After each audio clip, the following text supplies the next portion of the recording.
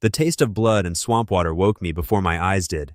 Copper on my tongue, mud in my teeth, a throb behind my left eye that felt like a boot, because it had been a boot. I opened my eyes to reeds and gray sky. Every rib complained when I breathed. My hands were not my hands. Wrong knuckles, wrong scars, a stranger's calluses on a body that had clearly lost several recent arguments. The bruises had a pattern once I looked. A boot print, faint but whole, ghosted purple across one forearm where I must have thrown it up to guard my head. Not one attacker, several, working in turns, unhurried, like men who had done this before and were in no rush to finish. For one long second I thought it was a hangover from a bad decision. Then I tried to sit up and the ground tilted, and I understood this was not a hangover. This was a beating, still fresh, still owed to somebody. Last thing I actually remembered was a bench outside my apartment, a can of energy drink, a losing scrim replaying in my head for the 90th time. Now there was swamp grass instead of a ceiling. Somebody had redecorated my whole life without asking. Okay, I sat there in the mud a moment, cataloging the damage like a round report. Concussion probably, cracked rib maybe, location completely unknown, teammates zero, not a great start to anyone's morning. I got up anyway, because lying in swamp mud waiting to die felt like a worse plan than standing in swamp mud figuring it out. My legs held. That was the first good news of the day. The land past the reeds turned into a dirt road, then a wall, then a gate with actual guards holding actual spears. Somewhere behind me, a bird made a sound I did not recognize, in a language I was fairly sure was not language. Fine. Renaissance fair. Somebody had gone very committed with the mud and the smell and the spears. I decided to play along until the actors broke character, because that is what a reasonable man does at 7 in the morning with a concussion. Nobody broke character. A farmer leading a mule took one look at my face and steered the animal into a ditch to get away from me, not from the mud, from my face specifically, like my face itself was a hazard sign. A boy no older than 8 scooped mud off the road and threw it at my chest with the casual accuracy of someone who had done this before. He did not run afterward. He just watched, like he expected applause. An old woman sweeping her steps saw my face, and her broom stopped moving mid-stroke. She did not shout. She stepped back inside and shut the door, quiet and final, the way you shut a door on weather, not on a person. I did not understand the insult, but I understood the tone. It was the tone people use for something they have decided is beneath arguing with. I have been fired, I have been benched, I have never been mud target practice for a child. The town swallowed me, a street at a time, narrow and reeking, until I found the one building every world builds first. A tavern, loud, warm, and instantly, completely silent the moment I stood in the doorway. A big man near the fire turned first, then the whole room turned with him, like I had walked in wearing a countdown timer. Someone laughed, short and ugly, the kind of laugh that has been rehearsed on someone before. That one, a woman said, not quietly, pointing with her cup. The minister's shame. Look how far he crawled this time. Somebody go tell his father his disgrace is bleeding on our floor again. Go sleep it off, boy, the big man said, and spat, deliberate, near my boots, not on them, which felt like its own kind of insult, like I was not even worth the aim.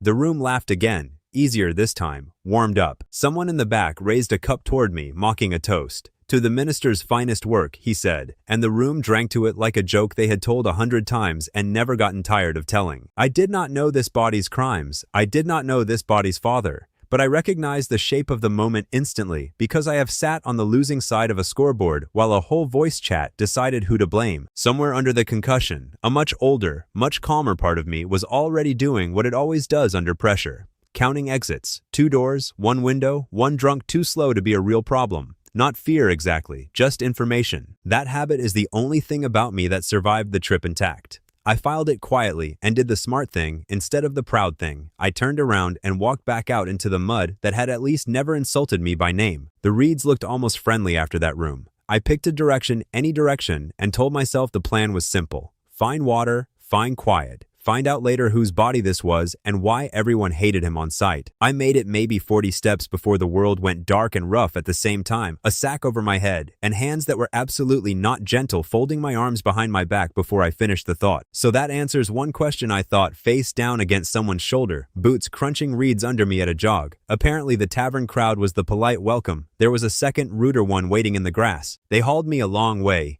through cold water at one point, up a bank, past the smell of wood smoke and wet leather, before someone finally dropped me in the dirt hard enough to knock the sack half off my head. The minister's boy, a woman's voice said above me, flat and tired in a way that had nothing to do with me personally. He will buy us a winter at least. Somebody get Mara. Tell her the leash finally caught something worth selling. I blinked mud out of my eyes at a camp built from hide, rope, and hard use. Cook fires low and careful, and more women than I could count at a glance, most of them armed, none of them looking especially friendly. Tents ran in loose rows behind a fence of staked branches, patched shields stacked at the openings. A whetstone passed hand to hand around one fire like a shared chore nobody complained about. This was not a mob. This was a camp that had buried people and kept going anyway. A tall one shoved through the ring around me, dark braid, a scar through one eyebrow, hands that had clearly done harder work than holding a cup. She crouched, gripped my jaw, turned my face toward the firelight like checking meat. "Minister's blood," she said, mostly to herself, disgusted, like the words tasted bad in her mouth. "Ransom weight, nothing more." She let go, hard, so my head knocked back against the dirt and started to rise. That was when the old habit clicked back on, uninvited, the way it always does, the second a room goes tense and everyone stops thinking clearly. I looked past her shoulder at the camp itself instead of at her. "Your east side is wide open," I said, before better judgment could stop me. "One archer on that ridgeline and you lose the whole camp before anyone even shouts. Your watchfires are set wrong too. You are lighting yourselves up, not the tree line. Your fence line breaks twice on the low ground," I added, because apparently my mouth had decided we were doing this now. "Anyone crossing there walks in without a sound. You have 20 women guarding a gap built for 2 people to slip through unseen." The whole ring of women went still. Captives beg, captives bargain. They do not point at a camp's blind side before the knife is even lifted. Mara stopped rising, half-crouched, staring at me like I had grown a second head. "Who taught a minister's whelp to read ground?" she said, low, and there was no laughter in it now, none at all. "Say that again. Say exactly what you meant, or I will assume you are lying to buy a softer rope." I opened my mouth and God help me. What came out first was not strategy. "I used to play a game called CSGO, I told her. Competitive. I called angles for a living. Then I woke up in this body and everyone hates me for reasons I do not know yet." Mara blinked once, parsing none of that, which was fair, because I had just described my entire previous career to a woman holding a knife in a medieval swamp camp. Somewhere behind her, a smaller woman snorted. "Hand over your father," Mara said instead, deciding to solve one problem at a time, "or I strangle you with these bare hands right here and save the whole camp a winter's ransom trouble." She held them up for emphasis. "Honestly," I said, looking at the offer with the calm of a man who has already survived worse group chats, not against it. Rough week either way. She stared at me like I had short-circuited. And to be fair, I had. "That is not an answer," she said, though something in her jaw had loosened a fraction, like she could not decide whether to hit me or laugh, and hated both options equally. "Somebody feed him before he says something else broken." "Stop," I said, holding up bound hands as best I could. "Everyone stop, one conversation at a time, and somebody feed me first, because I cannot explain a body I do not remember owning on an empty stomach." That part, at least, landed as reasonable. A younger woman knelt with a bowl before anyone answered. Dark eyes, careful hands, feeding me like she had done it for worse men in worse moods. "Nana," someone called her. She did not flinch from my face the way the tavern had. Between bites, I gave them the short version, because the short version was all I had. "Kai Mori, 20, from a city called Tokyo. A professional player, not the trigger finger, the caller, the one who reads the whole map and tells everyone else where to stand." "A game," Mara repeated, like the word itself was an insult to her intelligence. "In a box. You called yourself a soldier for a box." The old woman beside her, older, sharper-eyed, said nothing, just watched me with open calculation. "You died and woke in his skin." The older one said finally. Not a question. More like she was fitting pieces onto a board she already half understood. "It happens, in the old stories.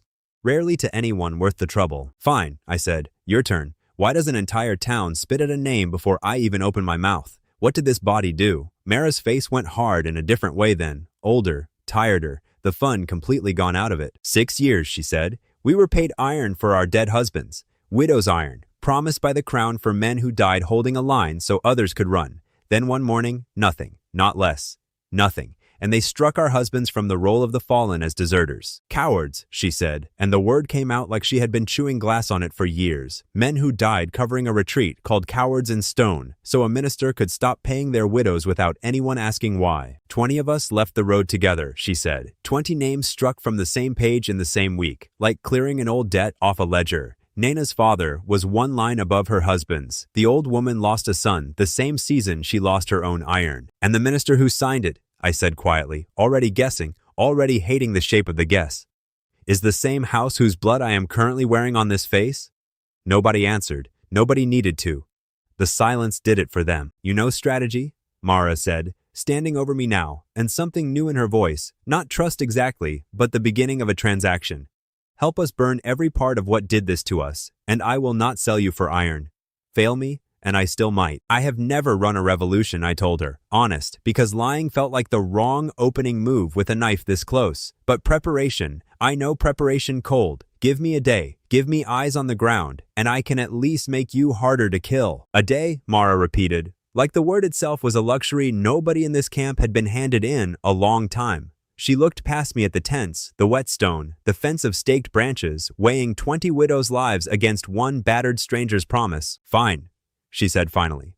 One day, fail us, and the ransom price stops mattering, because there will be nothing left of you worth selling.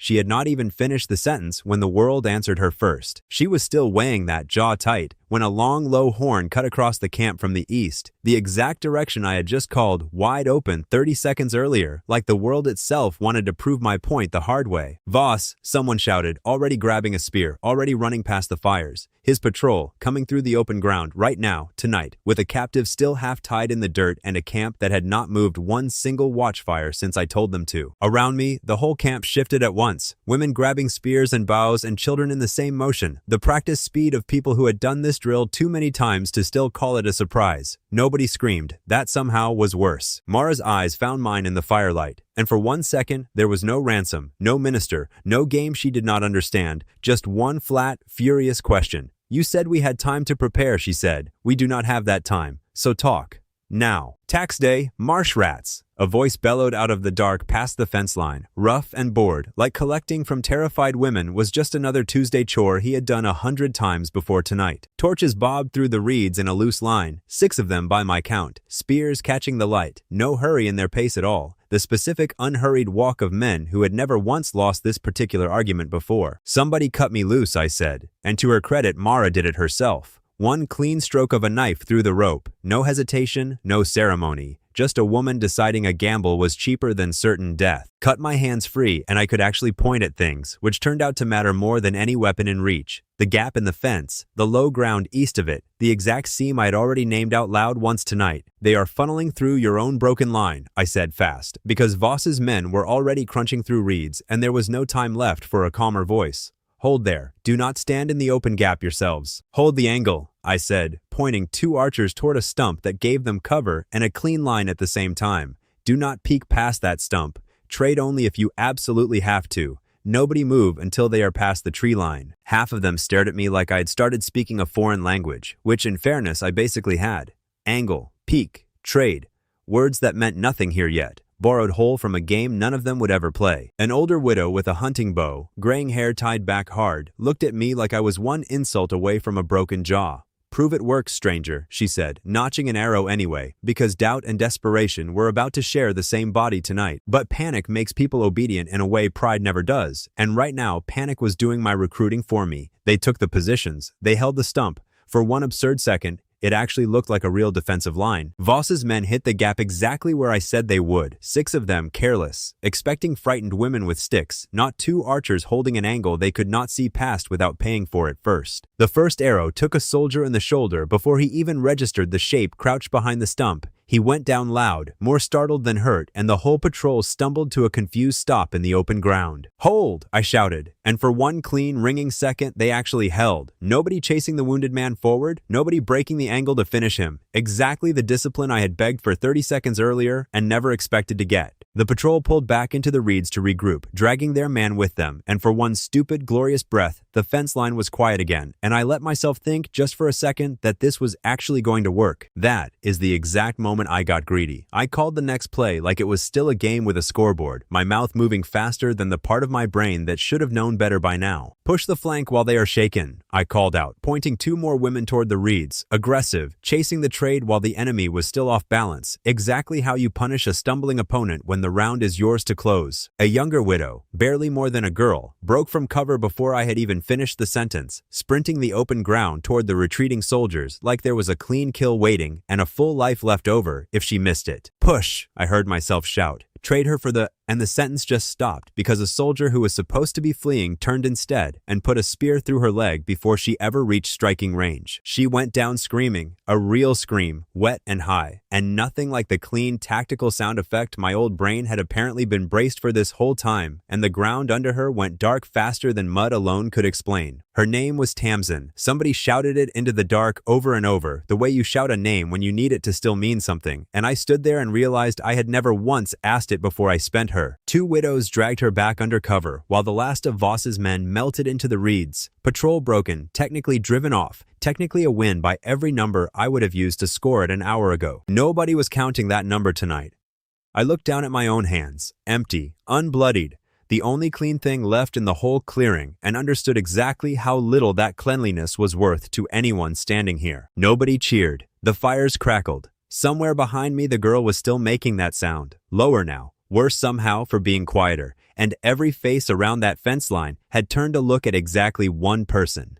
Me. Your cleverness cost us blood, Mara said, flat, not shouting, which was somehow worse than shouting would have been, standing over the widow with her hands already red from trying to hold the wound shut. I stood there with a plan that had technically worked and a girl bleeding out on packed dirt because I had called her forward like she was a life bar I could spend and refill on the next spawn. There is no next round here, I said, mostly to myself, the words arriving late and useless. The way the truth always arrives after the thing it explains has already happened to someone who did not deserve it. No respawn, no trade she gets back in 60 seconds. Every one of them is final, every single time, and I had just spent one like loose change because some old reflex still thought damage was something you could always heal on the next life. Back home, a bad call cost you a scoreboard and maybe a sponsor's disappointed message the next morning. Here, it cost a girl named Tamsin, a leg that might not close clean, in a body that would carry the mistake for the rest of whatever life she had left. They laid her in the biggest tent on a bed of folded cloaks, Nana working over the wound by firelight with hands that did not shake even though her voice, when she finally spoke, absolutely did. The spear went deep, Nana said, not looking up from the binding, not through anything that kills fast, but deep enough that fever could still finish what the blade started if we cannot keep it clean tonight. I offered to help hold the bandage steady because standing outside doing nothing felt like its own kind of cowardice.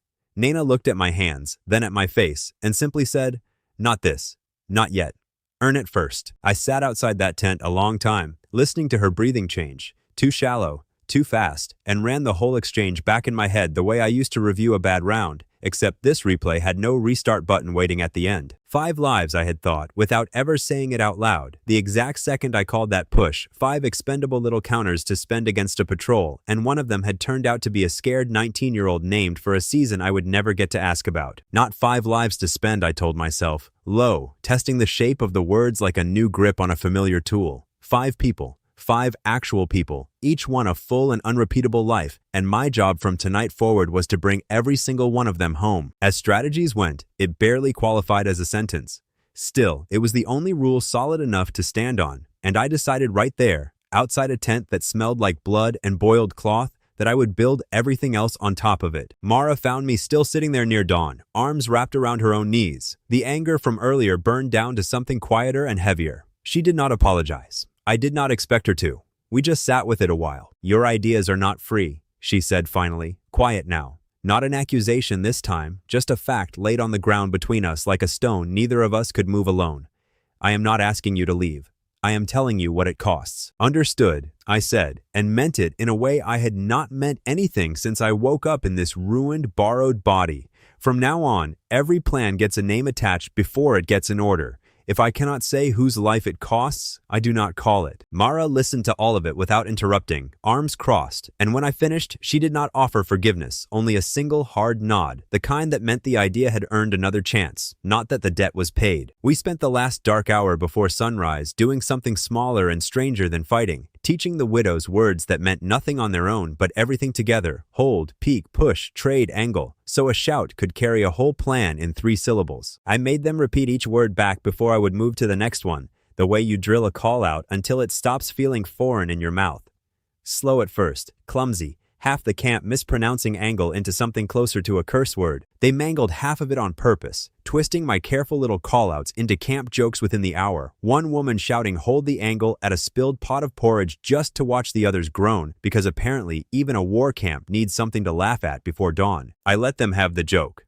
A camp that can still laugh at 3 in the morning over a dying campfire is a camp that has not given up yet. And mine, whatever mine even meant here now, badly needed that more than it needed my pride intact. Nana came out just as gray light was climbing over the reeds, wiping her hands on a cloth already gone dark, her face carved down to something plain and tired that told me the news before her mouth did. If she lives till dawn, truly lives, past the fever, maybe, Nana said. Maybe is the whole honest answer I have for you right now, and I will not dress it up softer just because you look like you need it soft. And Voss, Mara said, stepping up beside her, voice gone hard and clear in the pale light, will not send 6 careless men a second time. Not after tonight. He will come back with a full patrol, and he will come back angry. I looked past them both at the fence line I had helped hold for exactly one night, at the girl fighting fever in a tent I could hear from here, and understood finally and completely exactly how thin the ground under all of us still was. 1 patrol, 6 careless men, and it had cost this camp a name and a leg, and whatever was left of anyone's faith in the stranger who talked like a soldier and fought like one for exactly 1 lucky volley. Whatever came next had to be built on more than luck and a borrowed vocabulary. It had to be built so that the next time a girl like Tamsin heard my voice call a play, she would still be standing at the end of it. I turned it over long after most of the camp had finally gone quiet for what remained of the night. The fires burned down to embers, only the watch still awake along the fence line. Somewhere in that quiet, I promised myself a second rule to sit beside the first one.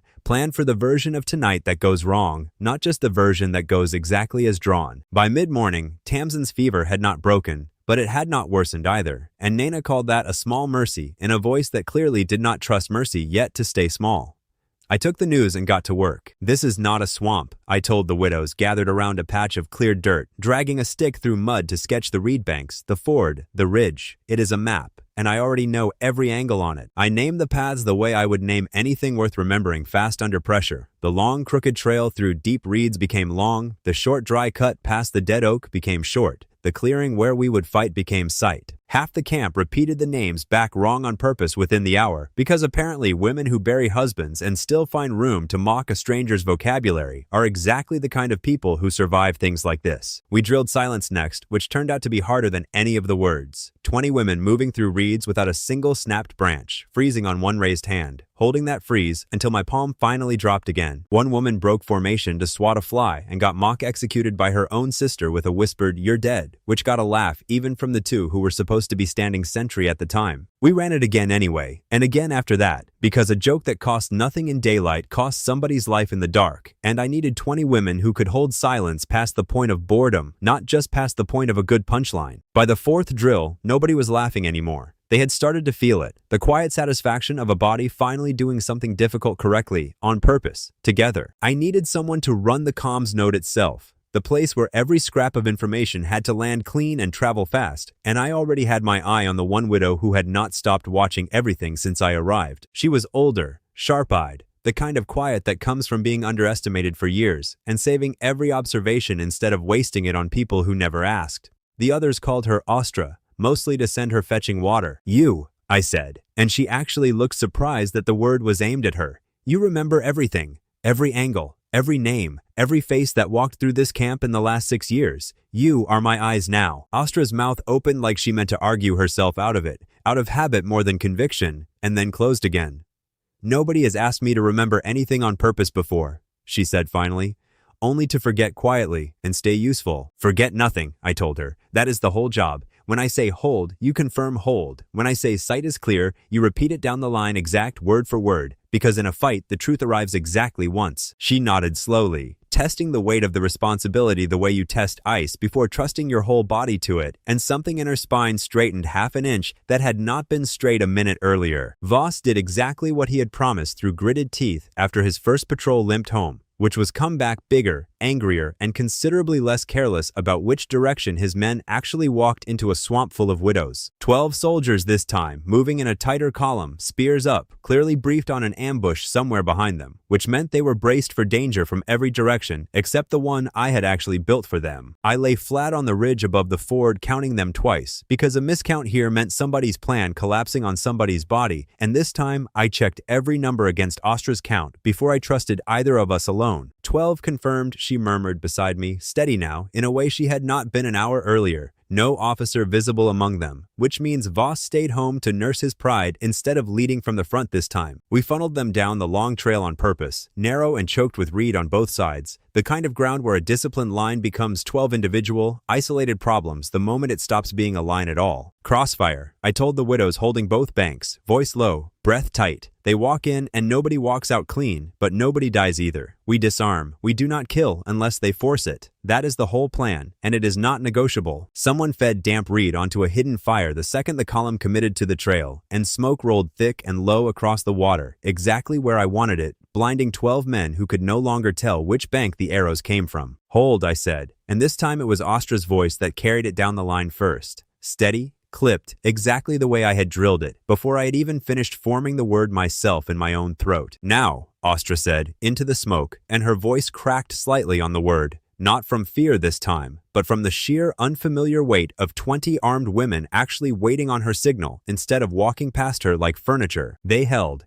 Every single one of them held until she gave the order, and then the ambush closed on both banks at once, spears knocked wide, shields wrenched loose, soldiers disarmed in the choking smoke before half of them even located an enemy to fight. It was over in less time than it takes to properly panic.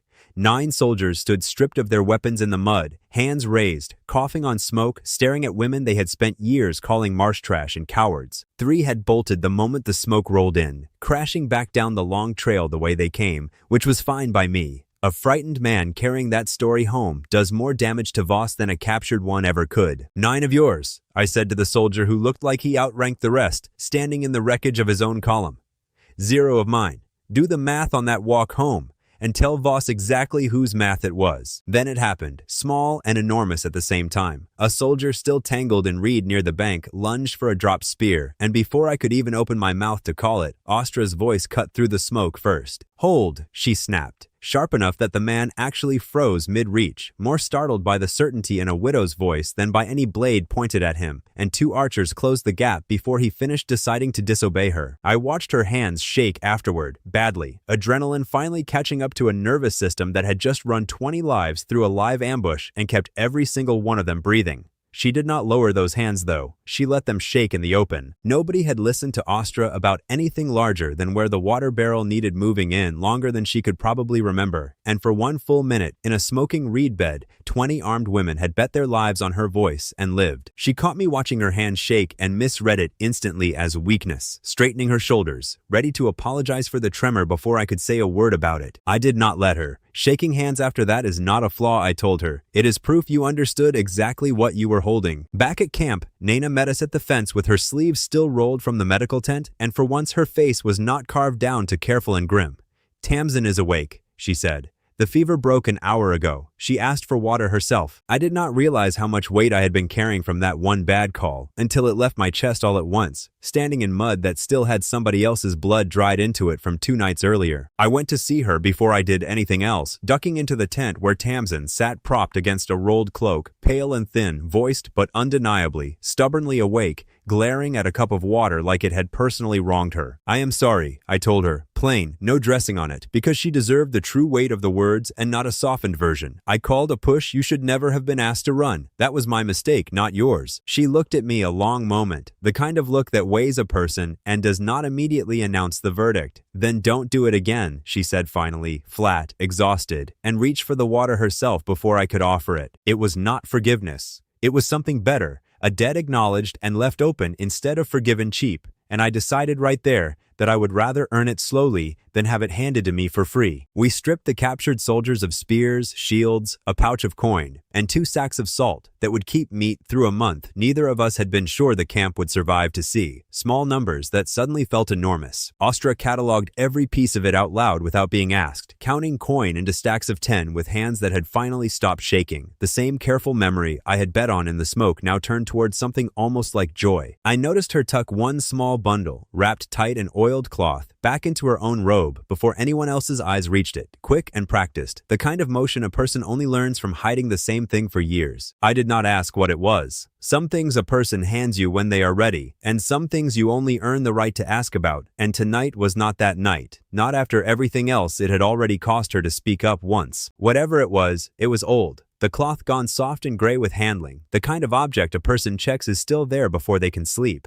I marked it in my head the way I marked everything worth remembering and let it go for now. 9 spears, 4 shields, a strong box of coins small enough to count on 2 hands but larger than anything this camp had held in years, and salt, real salt, enough to see meat through a season nobody had dared plan for yet. The soldier I'd spoken to before, the one who outranked the rest, was untying his own boots when Voss finally arrived at the tree line himself, too late to fight, just in time to watch 9 of his men march home barefoot and disarmed. "You'll get a company next," Voss shouted across the water, his voice cracking with a fury that had nowhere useful left to land. "And the minister himself will hear your name before the week is out, whatever name you are hiding behind now." The word minister landed somewhere under my ribs like a stone dropped down a well I had not known was there. Some old ache in this borrowed body responding before my own mind had caught up to why it mattered at all. I did not know yet whose son I was wearing, or why that word alone made every widow near me go quiet and careful in exactly the same instant. But I filed it, the way I file everything, and let the fear sit until it turned useful. Mara came to stand beside me at the fence, watching Voss retreat through the reeds with his 3 barefoot survivors trailing behind him like a confession he had not chosen to give. "A company next," she repeated, quiet, testing the shape of the threat. "Then we will need more than 9 spears and 1 clean smoke trick," I told her, already running the next problem the way I used to run around down 2 players, counting what we had against what was coming for us. She did not argue. For the first time since I had woken in this borrowed body, she simply nodded once and let the silence between us mean something closer to partnership than suspicion, which, tonight, felt like the largest victory of the day. Mara found me stacking captured spears by the fence at dawn, still sorting yesterday's win into something useful instead of just something lucky. She watched me a moment before she spoke, arms crossed, testing the words before she let them out. "You are not completely useless," she said, flat, like the sentence physically cost her something to hand over. "Do not let it go to your head." Then she walked off before I could answer, which was probably the wisest move either of us made that morning. I filed that line away carefully, the way you file the first time a captain nods at you instead of past you. First real vote of confidence of my whole miserable career, delivered by a woman who would still strangle me on a bad day, and somehow it landed harder than any trophy ever had. That vote of confidence came with work attached, because trust in this camp had never once meant a free pass. If we were going to survive Voss's promised company, 20 women with borrowed vocabulary were not enough. We needed actual structure, not one clever voice shouting orders into chaos. "Everybody gets a role," I told them, gathered loose around the cleared dirt map from the day before. "Nobody does everything. You do your one thing, and you do it so well the whole line can trust it without checking twice. Scouts watch and report, nothing else," I said, pointing at the 3 fastest, quietest widows in the camp.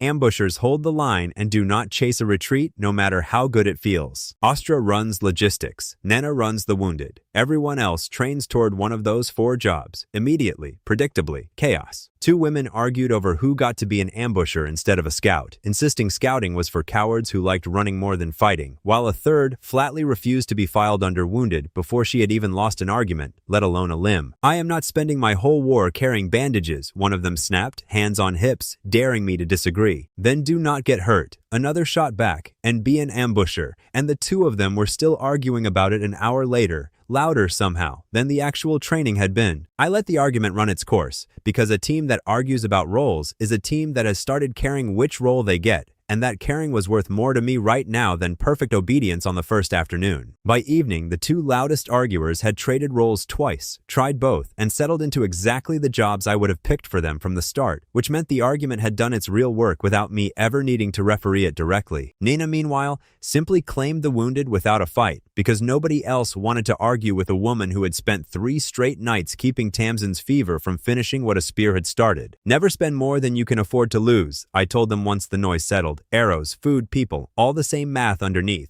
Every arrow loosed is one you cannot loose again this week. Every widow risked is one this whole camp cannot simply replace tomorrow." Astra took to that instantly, in a way that told me exactly what her mind had been starving to do for years. She began keeping actual counts. Arrows against days, grain against mouths, translating my loose battlefield math into a real ledger scratched onto bark because paper did not exist here yet. 6 days of grain at current mouths, she reported that evening, without being asked twice. 4 dozen arrows fit to fly, 2 more dozen needing fletching repaired. "This is not guesswork anymore," she said, almost to herself. "This is a number I can defend. For years I only ever counted what was taken from us," she admitted quietly, setting her bark tally down by the fire.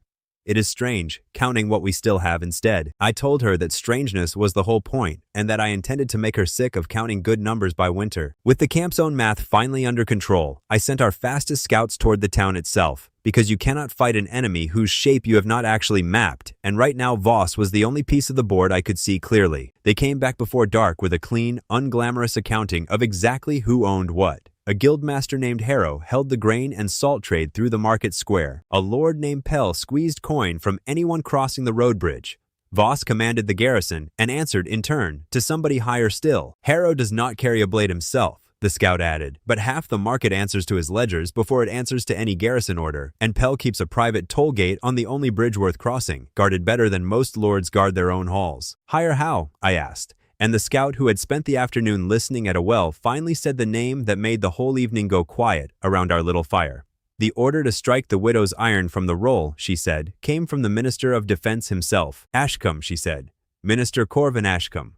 Signed the widow's pensions away with his own hand, 6 years back. Same week the names went into the stone as deserters instead of soldiers. That is whose son you are apparently wearing, stranger, whether either of us likes it or not. The fire popped once, and nobody spoke, and I sat there feeling something in this borrowed chest go cold and slow at the exact same moment, because that name was not just some distant lord's name. It was the name every one of these women flinched at, and now it was also, apparently, mine. I am fighting my own family, I said out loud, mostly to test whether the sentence sounded as insane spoken as it did sitting in my skull, and it did. It sounded exactly that insane. And nobody around the fire disagreed with the shape of it. Something else nagged at the edge of it too, small and wrong, the kind of detail that does not fit no matter which way you turn it. A minister cold enough to starve 20 widows for coin did not usually also leave his own disgraced son alive and breathing in a border town. That math did not balance either. I did not have an answer for that particular wrongness yet, so I set it aside the way you set aside a resource you cannot use this round, and let the fire burn a while before Mara finally broke the silence herself. They scratched his name off the stone, she said, quiet, staring into the flames instead of at me like he never once held the line, like the 6 years he spent feeding a family on a soldier's promise never happened at all. I am sorry, I told her, and meant it more plainly than I had meant almost anything since I arrived in this body. That is an ugly thing to do to a dead man who cannot argue back. Save your pity, she said, and for 1 second there was real heat behind it, though it cooled almost as fast as it flared. He would have hated pity worse than the insult. He would have wanted his name back on the stone, and a hot meal, in that order, probably. Then, because Mara apparently could not let a moment stay tender for more than a few seconds, without undermining it on purpose, she added that he also would have found my terrible haircut deeply, personally embarrassing, and the whole fire actually laughed, me included. It was the first real laugh I had gotten out of this camp that was not aimed at my expense, warm and unguarded for exactly as long as it lasted, and it lasted long enough that I decided, right there, I wanted to earn more of it. Brenna, the widow who had been a blacksmith's wife before she was anything else, spent that same evening bent over the captured spears and shields with a borrowed forge hammer, muttering at bent metal like it owed her money personally. By morning she had turned 9 looted spears and 4 dented shields into something closer to an actual armed line. Blades true, halves reset, the specific satisfying clang of good repair work ringing out over the camp for the first time since I had arrived. 9 blades in proper fighting order, she announced, wiping soot off her hands onto an apron that had clearly seen worse. It was a small armory, sure, but 9 good blades beat 9 broken ones, and none of them would snap the first time it met something solid. My husband taught me this forge before he taught me his name, she added, testing the balance of a repaired spear against her palm.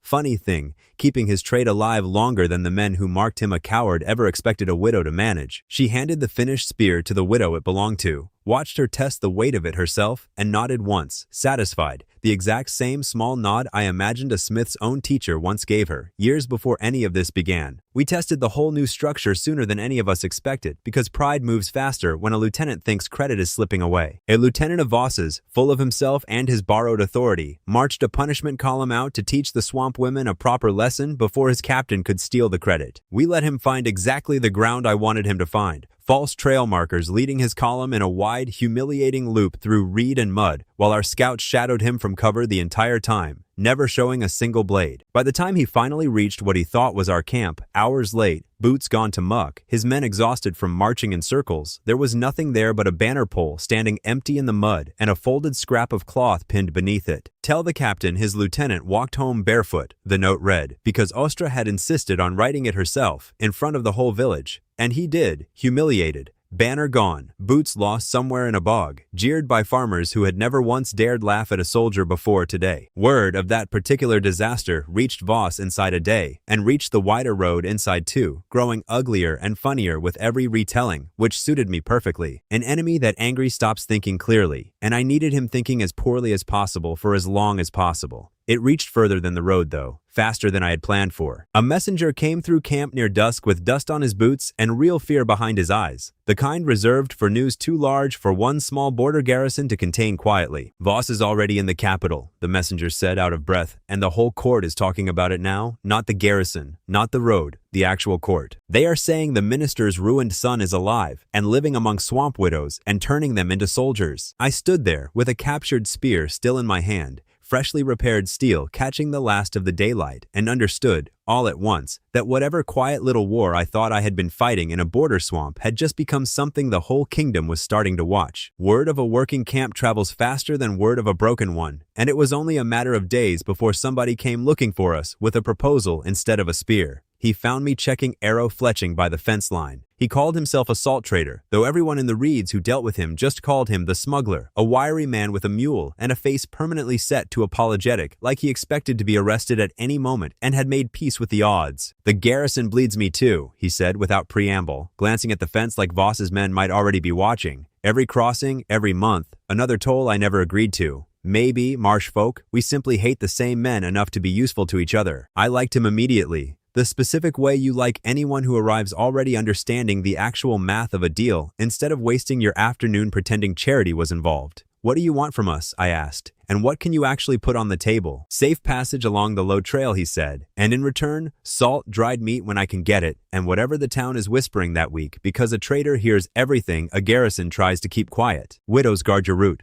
I told him. "And you keep this camp fed and informed.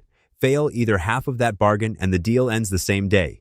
He spat in his palm and offered it, the old way, and I shook on it before Mara could even finish walking over to object. She did not object, in the end, just studied him a long moment with the flat, assessing look she gave everything new that wandered into her camp uninvited. "Bring salt before promises," she told him. "Promises do not preserve meat through winter." The smuggler, to his credit, did not flinch under that look the way most strangers did. He simply nodded, like a woman testing whether his word was worth the risk was the most reasonable thing anyone had asked of him all year. "My name is Corin, if it matters to either of you," he added, almost as an afterthought, "though I imagine marsh folk mostly just want the salt and not the man attached to it." "Fair enough. I have been called worse by better-dressed people." He kept his word within the week, which put him ahead of most people I had dealt with in either of my 2 lives. And for the first time since I had woken up in this borrowed body, the camp's supply line ran through somewhere other than a battlefield. For 8 straight days, it worked exactly the way a good trade should. Quiet and dull and profitable. Sacks of salt and dried meat arriving on schedule. Corin's easy gossip filling in every gap our own scouts could not reach inside the town walls. He told us which shopkeepers still resented the garrison's tolls, which guards could be bribed with a full skin of wine, and which street the tax collector walked home along every single night without an escort, out of pure habitual arrogance. That new arrangement lasted exactly until Voss's men noticed it, because nothing stays quiet in a border town for long, and a smuggler suddenly flush with marsh salt and marsh protection was the kind of detail a garrison captain does not simply overlook. They caught him at the market square in broad daylight, 3 soldiers closing around his cart while half the town pretended very hard to be busy with something else.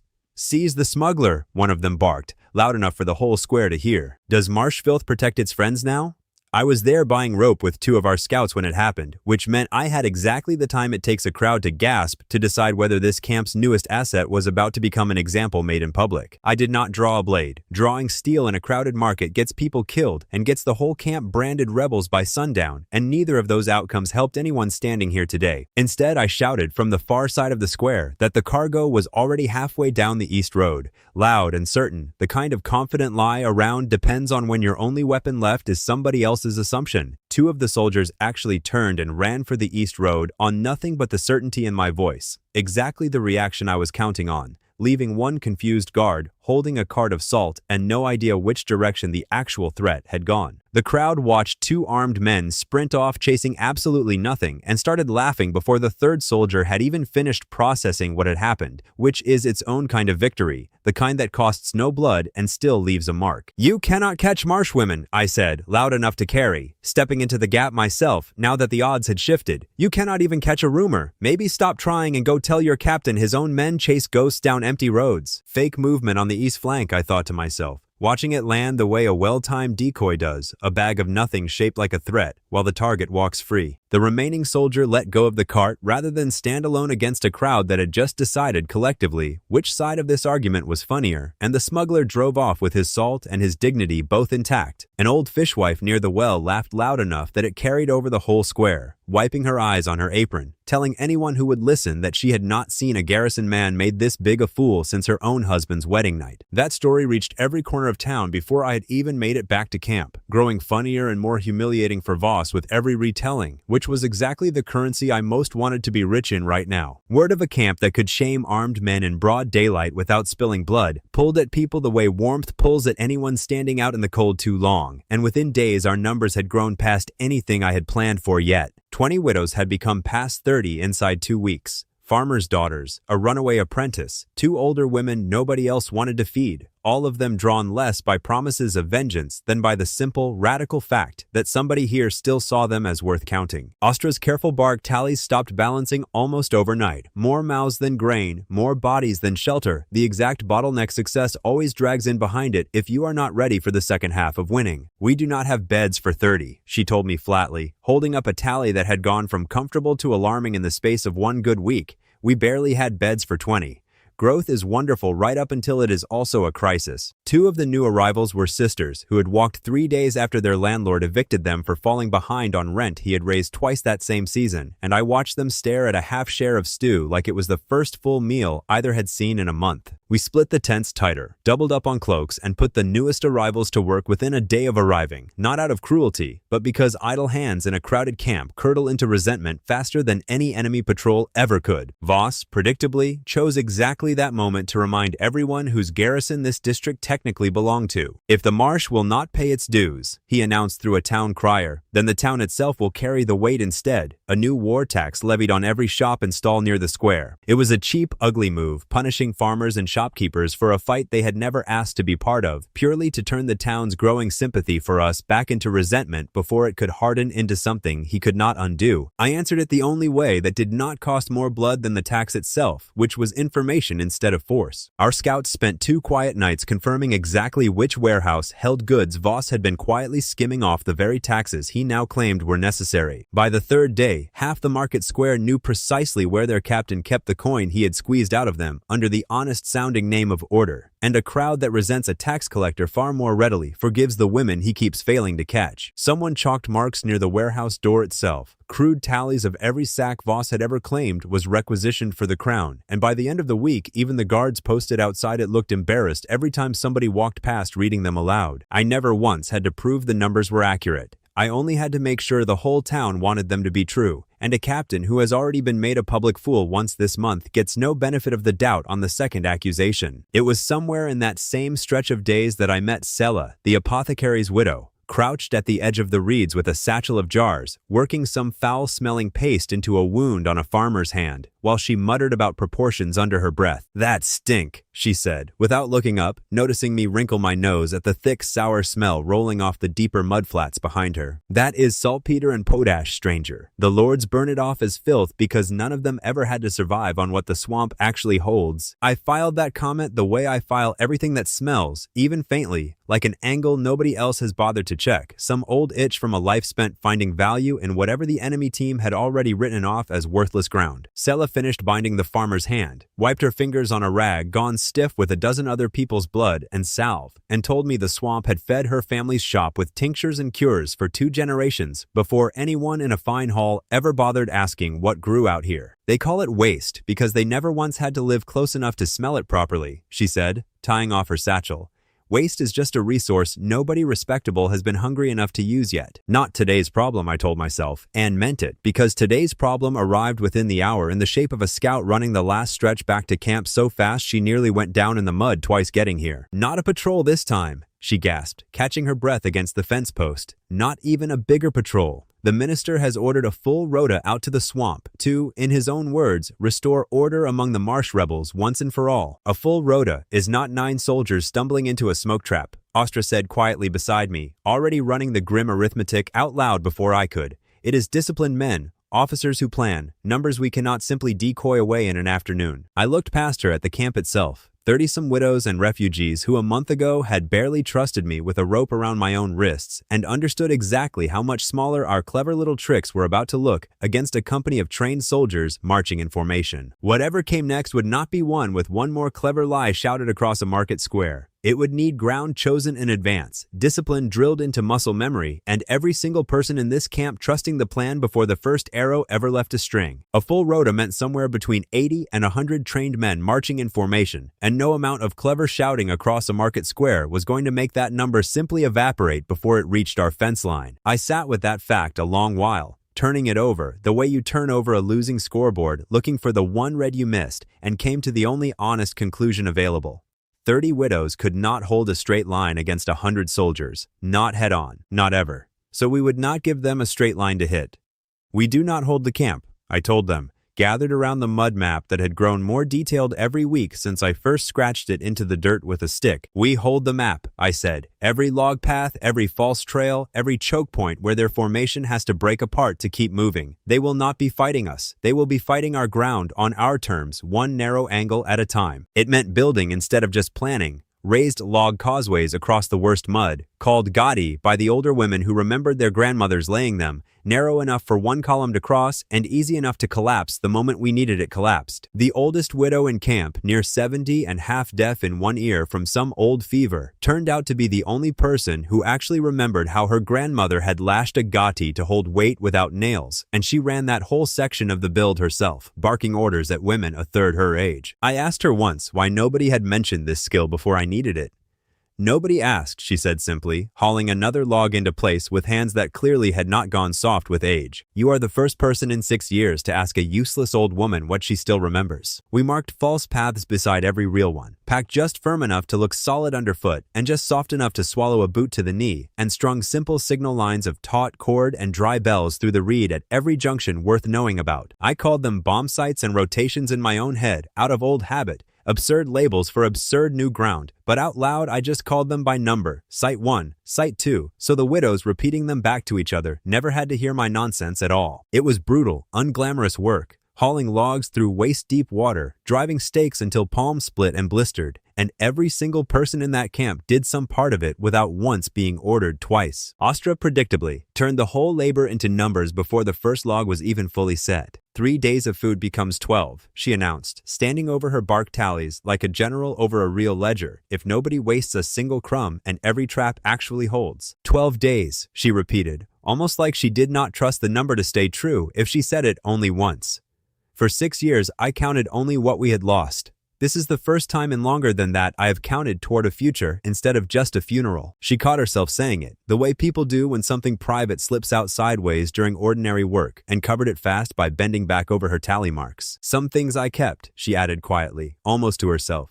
Papers do not all burn, boy, whatever this camp assumes about me. I did not press her on it. Whatever she was guarding, wrapped in that same soft gray cloth I had noticed weeks earlier, was clearly not ready to be handed to anyone yet. Least of all, a man still learning which of his own instincts to trust in this world. Brenna took her forge to the choke points themselves rather than waiting for materials to come to her, hammering stakes and simple spring traps directly at the narrowest crossings, muttering the whole time about how her husband would have called this a proper day's honest work. Every stake she drove in got angled just slightly wrong on purpose, tilted to catch an ankle instead of a boot sole, because a soldier who trips and curses is a soldier who has stopped advancing in formation, and formation was the only real weapon a rota actually carried. She taught 2 of the younger widows to read the temper of hot metal by color alone, promising them a proper apprenticeship once this fight was behind all of them, because a camp that only survives today and never trains for tomorrow is still just surviving, not building anything real. One of them, a quiet girl named Win who had barely spoken since she arrived, asked Brenna if a woman could really run her own forge one day. Brenna did not laugh at the question, which the girl had clearly braced for. She just said, "You already are," and handed her the hammer. Something else was happening underneath all that labor that mattered just as much as the traps themselves. Women who had spent 6 years being told they were a debt owed to nobody now had a schedule, a role, a reason to wake before dawn that was not simply fear. I watched an older widow who had barely spoken her first week here correcting a younger one's knotwork with real, unguarded authority,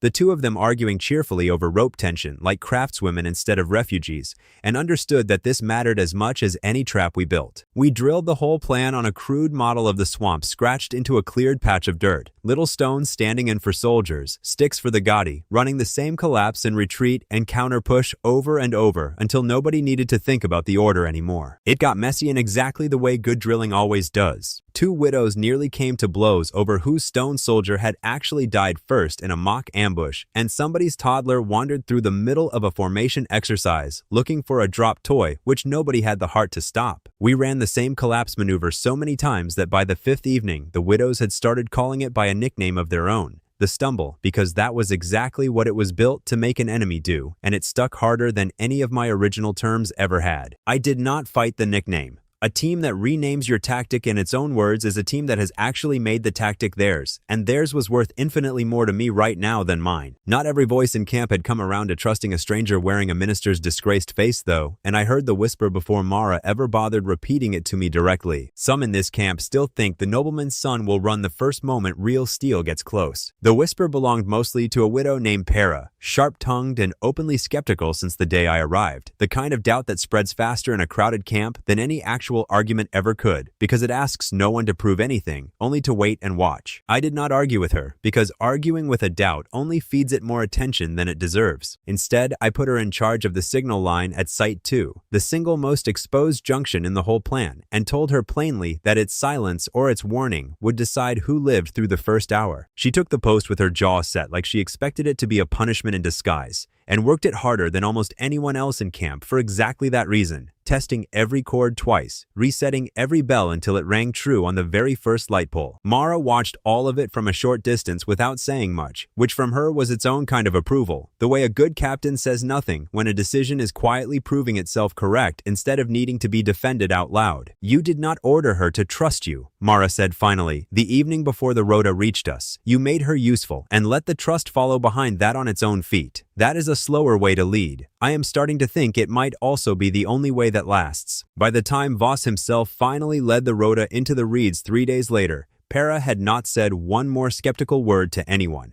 and had, without either of us ever discussing it directly, become the one widow the whole camp now trusted to call the first warning. Voss walked at the head of the column himself, chest out, voice pitched to carry back to the officers marching behind him. "I know these bogs like my own hand," he announced, loud and certain. "Follow my line exactly, and we will have this rebellion crushed before nightfall." His vanguard followed that certainty directly onto the false trail we had packed soft on purpose, 6 soldiers abreast, boots sinking through what looked like solid ground the instant their combined weight finally settled onto it. "Captain!" one of them called out, voice climbing fast toward panic. "We are stuck. The ground itself is moving under us." Somewhere behind them, Para's signal bell rang out clean and sharp across the whole clearing, exactly on cue. I stood in cover, watching a man who had bragged about knowing this land like his own hand get swallowed to the thigh in front of the entire company he was supposed to be leading, and thought, with real professional satisfaction, that this was an enemy who had walked in with zero information and paid for it instantly. His own officers were already muttering behind raised hands by the time 3 more men waded in to help pull the stuck ones free. Boots and dignity both lost somewhere in the mud, the whole vanguard reduced to a slow, humiliating tug of war in front of soldiers who had marched here expecting an easy massacre. It cost us nothing but patience and a little packed mud, and it bought us something Voss could never buy back cheaply: doubt planted directly inside his own company before the fighting had even started. Officers already quietly questioning a guide who had promised certainty and delivered a swamp that ate his own men alive. An enemy who walks in blind on his own ground pays for it eventually, I thought, watching one officer mutter something sharp to another, while Voss hauled a boot free of the muck with as much dignity as the situation allowed, which was none at all. Para caught my eye across the clearing after her signal bell had done its work, and for the first time since I arrived, she did not look at me like a threat waiting to be proven. She looked, briefly, almost like she wanted to say something and had decided against it for now. She found her voice a moment later anyway, coming to stand near me while the others hauled the last stuck soldier free. "I still do not trust easily," she said, arms crossed. "Results, though, I can weigh.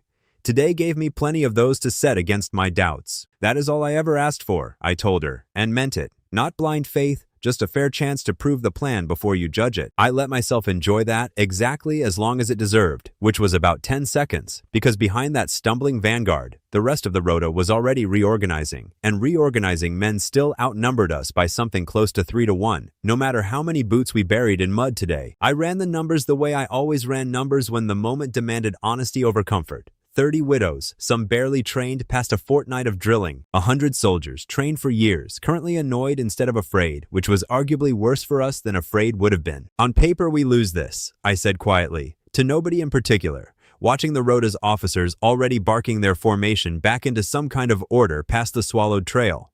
"On paper, every single count runs against us." Ostra came to stand beside me at the fence, following my eyes out toward the reforming company, her own tally stick still gripped tight in one hand, like it might somehow change the outcome if she simply held onto it hard enough. "Then we had better make certain," she said quietly, "that this fight is never actually fought on paper. And for the first time since I had woken up in this world, I genuinely did not know if that would be enough. We do not fight the company," I told the widows crouched low along both banks of the choke node, voice pitched just above a whisper. "We fight one man, 12 times over, if that is what it takes, but never more than one man at once." Clatch, 1 against 60, I thought, almost laughing at my own old vocabulary in a moment this serious, except there was nothing funny left in it once the first real column of soldiers started filing into the narrows exactly where we had built them to walk. The rota came on tighter than the vanguard had, officers barking formation, boots finding the solid gaudy path this time instead of the false one, which meant they had learned something from Voss's earlier humiliation. That was fine. I had planned for men who learned. I counted them filing into the narrows the way I once counted an enemy roster loading into a round, marking which ones moved like veterans and which ones flinched at every reed rustle, because the flinchers would break first and the veterans would break loudest. 80 men in a column meant for open ground, squeezed now into a corridor barely wide enough for 4 abreast, was not a company anymore. It was 80 individual, isolated problems standing in a line, waiting for someone to remind them of that fact. Smoke went up from 3 damp fires at once the moment the column center reached the deepest part of the narrows, thick and low and blinding exactly the way it had worked before, except this time with 80 men crowded shoulder to shoulder instead of 6. False noise rolled out from the reed banks on both flanks, drums and shouted orders from positions that held nobody at all, forcing the whole formation to divide its attention across 3 directions while our actual threat waited on 2. "Panic is a choice," I told the widow nearest me, whose hands had started shaking badly enough that her bowstring trembled visibly even at rest. "Do not make it.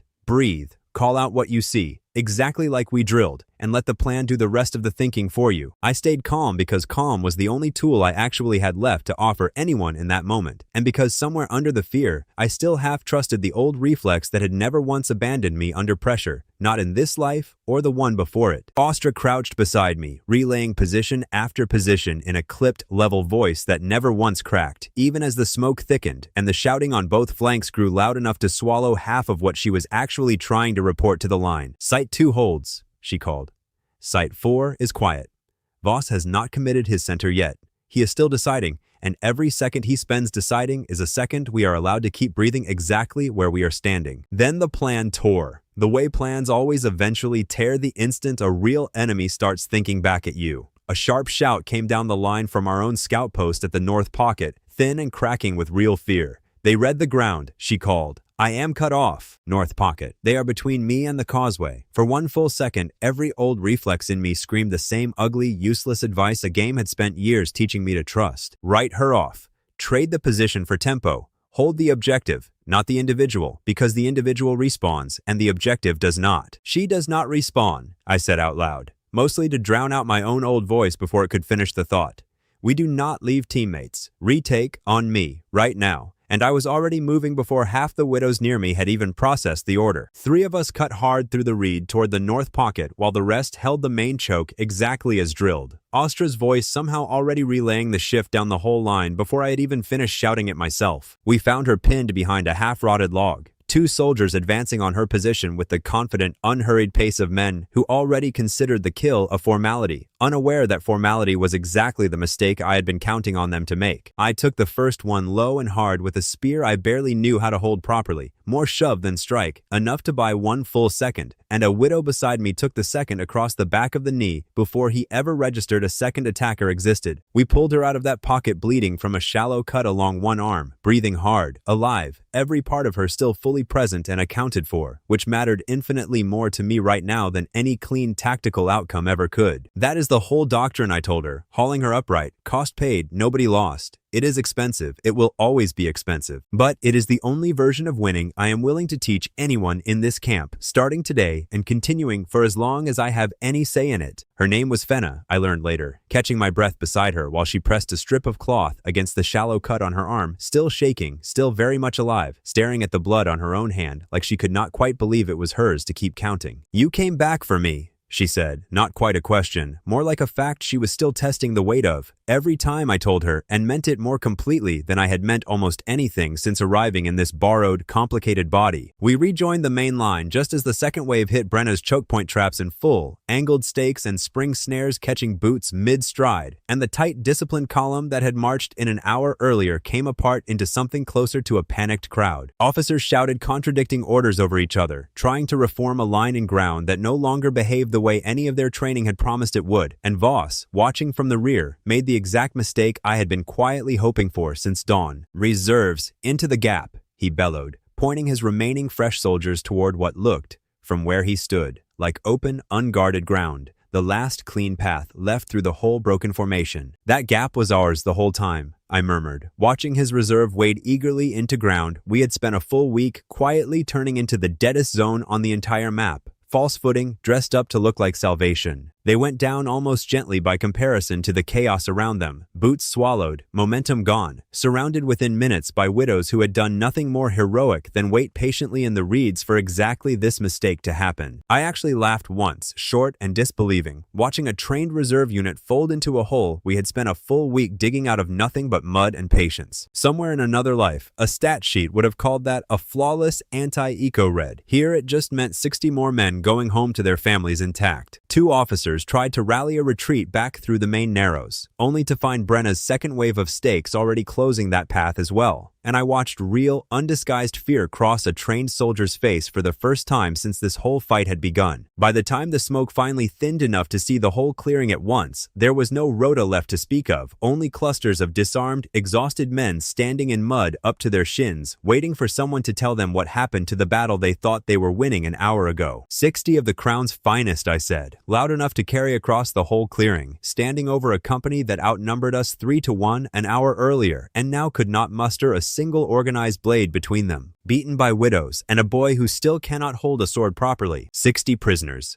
0 widows dead. I said the numbers slowly, twice, because numbers like that deserve to be heard clearly, and because I intended for every soldier standing in that mud to carry both of them home exactly as spoken. Villagers from 3 nearby settlements had been marched out by Voss himself days earlier, forced witnesses meant to watch a rebellion crushed for their own instruction, and instead they stood at the tree line watching 80 trained soldiers surrender to a camp of grieving women. Somebody in that crowd started it, low at first, uncertain, and then louder, until it rolled across the whole clearing in a rhythm that had nothing to do with the name I had been mocked with in a tavern only weeks earlier. "Marsh tactician," they chanted. "Marsh tactician." I recognized one of the voices from a village that had turned its animals away from the road rather than let widows buy feed a month earlier, and even she was chanting it now, fist raised, whatever old contempt she carried apparently no match for watching 60 soldiers kneel in mud. An old farmer near the front, the same one whose mule had once shied off the road to avoid my beaten face, pushed forward through the crowd and simply stared at me a long moment, saying nothing before he finally gave one short, respectful nod and turned back to his neighbors. Worst gamer tag I've ever been assigned, I thought, watching grown farmers and frightened villagers chant it like a war cry, and I will absolutely take it, because a month ago, the only chant this body ever earned was laughter and a mouthful of spit. Voss stood in the wreckage of his own command with mud to his knees and nothing left to threaten anyone with, and for a long moment he said nothing at all, which from a man who had bellowed threats since the day I met him, felt louder than any shout he had left in him. I had Ostra read his own written orders aloud to the crowd, rather than answer him with a blade, the ones authorizing this raid in the crown's name to, in his own recorded words, cleanse the Marsh rebellion by whatever force proves necessary. The crowd's mood shifted again, listening to his own language read back at him in front of the men he had just lost. Ugly words about women and cowards and vermin, landing very differently once everyone present could see exactly who those words had failed to break. "Enough," Voss said finally, and the word came out smaller than anything he had ever said to me before.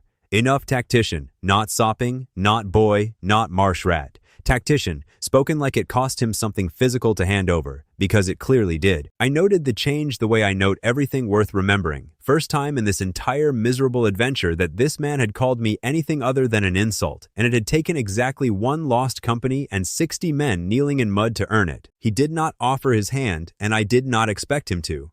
Some debts do not get settled with a handshake. They just get quietly logged on both sides, until later circumstances decide what they are actually worth to collect. One of his junior officers, younger than the rest and visibly shaken, asked before they marched off whether the stories about a mine reading the ground before anyone else could were true. "I am nobody's story yet," I told him. "Ask me again after the war is actually over." "What do we do with 60 prisoners?" Mara asked quietly at my shoulder, and I could hear in the question that she already suspected my answer and was testing whether I would actually have the nerve to give it in front of a watching crowd. "Let them go," I said.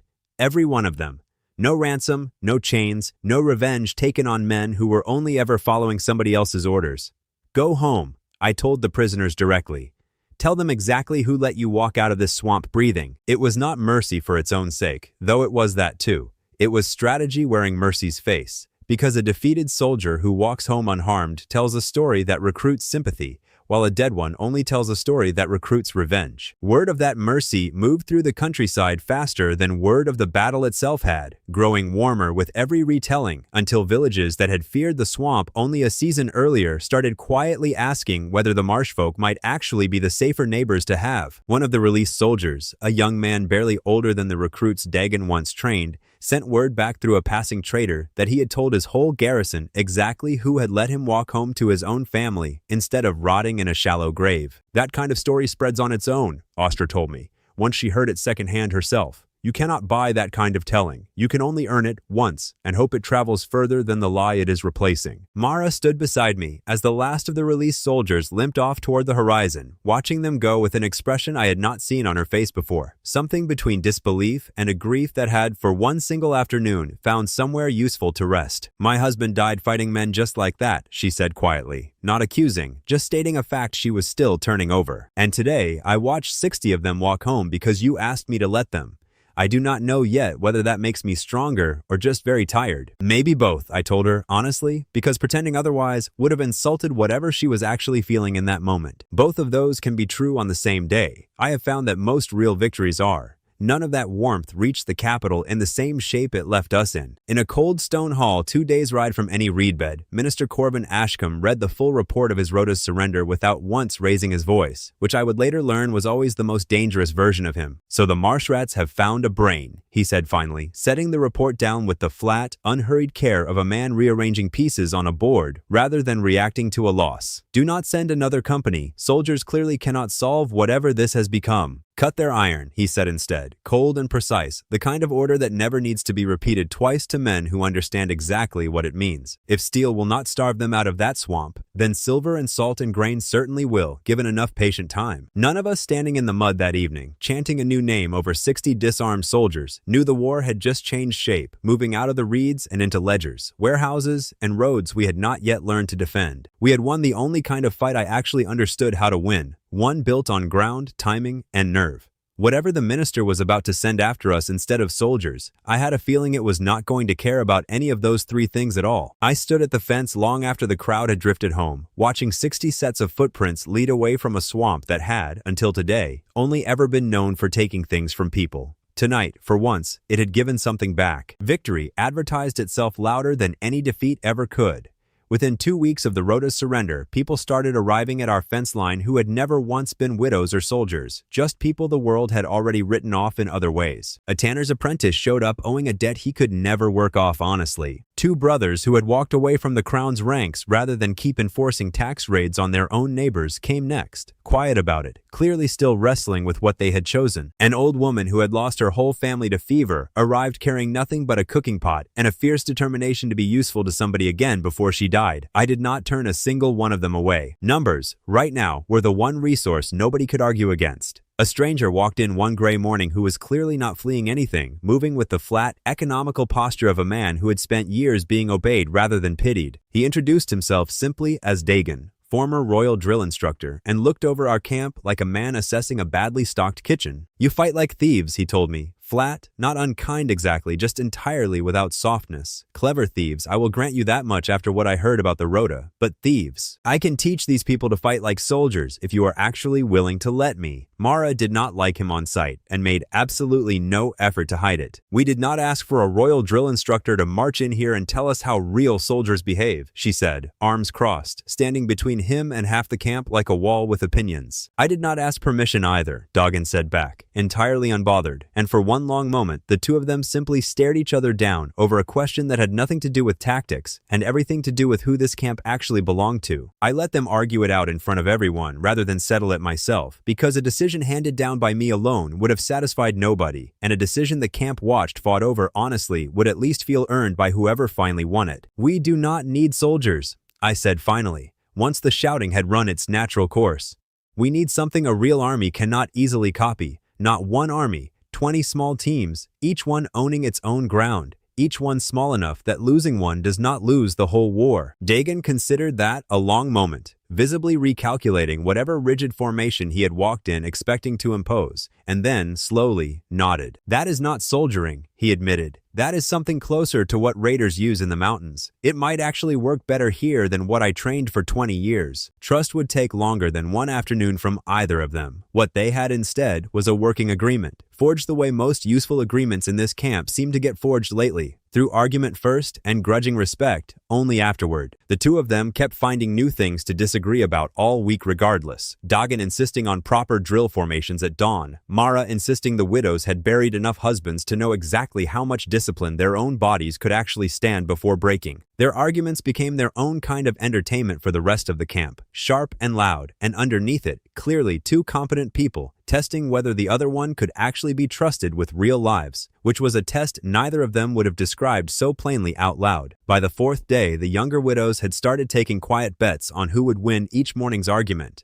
and by the 5th day, even Dagon had started arriving to drill already half smiling, like a man who had not expected to enjoy being challenged this much at his age. Word kept arriving faster than we could properly house it. 30 had become 60 inside a month, and 60 became something closer to 120 before the reeds had even finished drying out from the last hard rain, each new face slotted into one of Dagon's 5-person teams within a day of arriving. It should have been chaos. It mostly was not, because every team had a name, a zone, and a job small enough to actually master. And Austra's tallies kept the whole sprawling mess honest. Mouths counted against grain, tools counted against hands, nothing left to guesswork anymore. 120 people, I said out loud once, mostly just to hear the number in my own voice, because a month earlier, this had been 20 starving widows and one battered stranger nobody trusted with a rope around his own wrists. Austra had taken to sketching a rough map of every team's zone on stretched hide, updating it nightly, until the whole camp finally had something closer to a real command structure than a collection of grateful strangers hoping the plans simply held together. I remember the tanner's apprentice, The same debtor who had arrived owing more than he could ever earn honestly, standing proud in front of his own 5-person team for the first time, visibly disbelieving that anyone had trusted him with a role that mattered at all. Even Doggin admitted grudgingly, over a shared meal one night, that he had trained royal recruits for 2 decades and never once seen this many people learn discipline this fast. Mostly, he said, because nobody here needed convincing that the stakes were real. Then something happened at formation one gray morning that none of Doggin's drills and none of my old tactics could ever have engineered on purpose. One team, without being asked, stood together under a banner someone had stitched overnight and called themselves the Company of Halden. Halden had been a name struck from the stone roll of the fallen alongside every other husband 6 years earlier, marked deserter, erased from honor along with his pension. Tonight, his widow stood at the head of a real armed team and said his name out loud like a title instead of a wound. Company of Reeve, another team called out next, and then another and another, until the whole formation had become a roll call of dead men's surnames spoken proudly instead of silently mourned, each one landing on the evening air like a small, deliberate reclaiming. This was not revenge. It did not feel like revenge at all, standing there listening to it. It felt like watching a whole class of people quietly decide, together and without permission from anybody above them, that they were done being ashamed of exactly who they had buried. Tamsin, still favoring the leg that had nearly cost her everything back in part 2, stood at the edge of one company and spoke her own father's name into the roll call for the first time since his death, voice cracking, chin held up anyway. Ostra did not join a company banner herself, standing slightly apart from the formation with her arms folded tight around her own chest, and I noticed, not for the first time, that whatever grief she carried had not yet found a name she was ready to speak aloud in front of anyone. Half the camp was openly crying by the third name, myself included, though I would have denied it fiercely to anyone who asked. Even Doggin, arms crossed, jaw tight with the specific discipline of a man determined not to be moved, had to look away from the formation for a moment. A messenger arrived within days, asking, almost shyly, whether the marshfolk might help a village 2 days south that banditry had left defenseless since the local garrison stopped bothering to patrol that far out. It was, as far as I could tell, the first time anyone outside our own fence had ever asked us for help instead of ordering us around. We sent one full team, Dagon's discipline paired with my map sense, and drove the bandits off inside 2 days without losing a single person, which by now was less a miracle and more simply the standard we had built ourselves to meet every single time. The village elder who met us afterward was the same man who, weeks earlier, had reportedly told his own people to bar their doors rather than let marsh women so much as draw water from his well. He stood in front of his entire village now, visibly struggling with the words.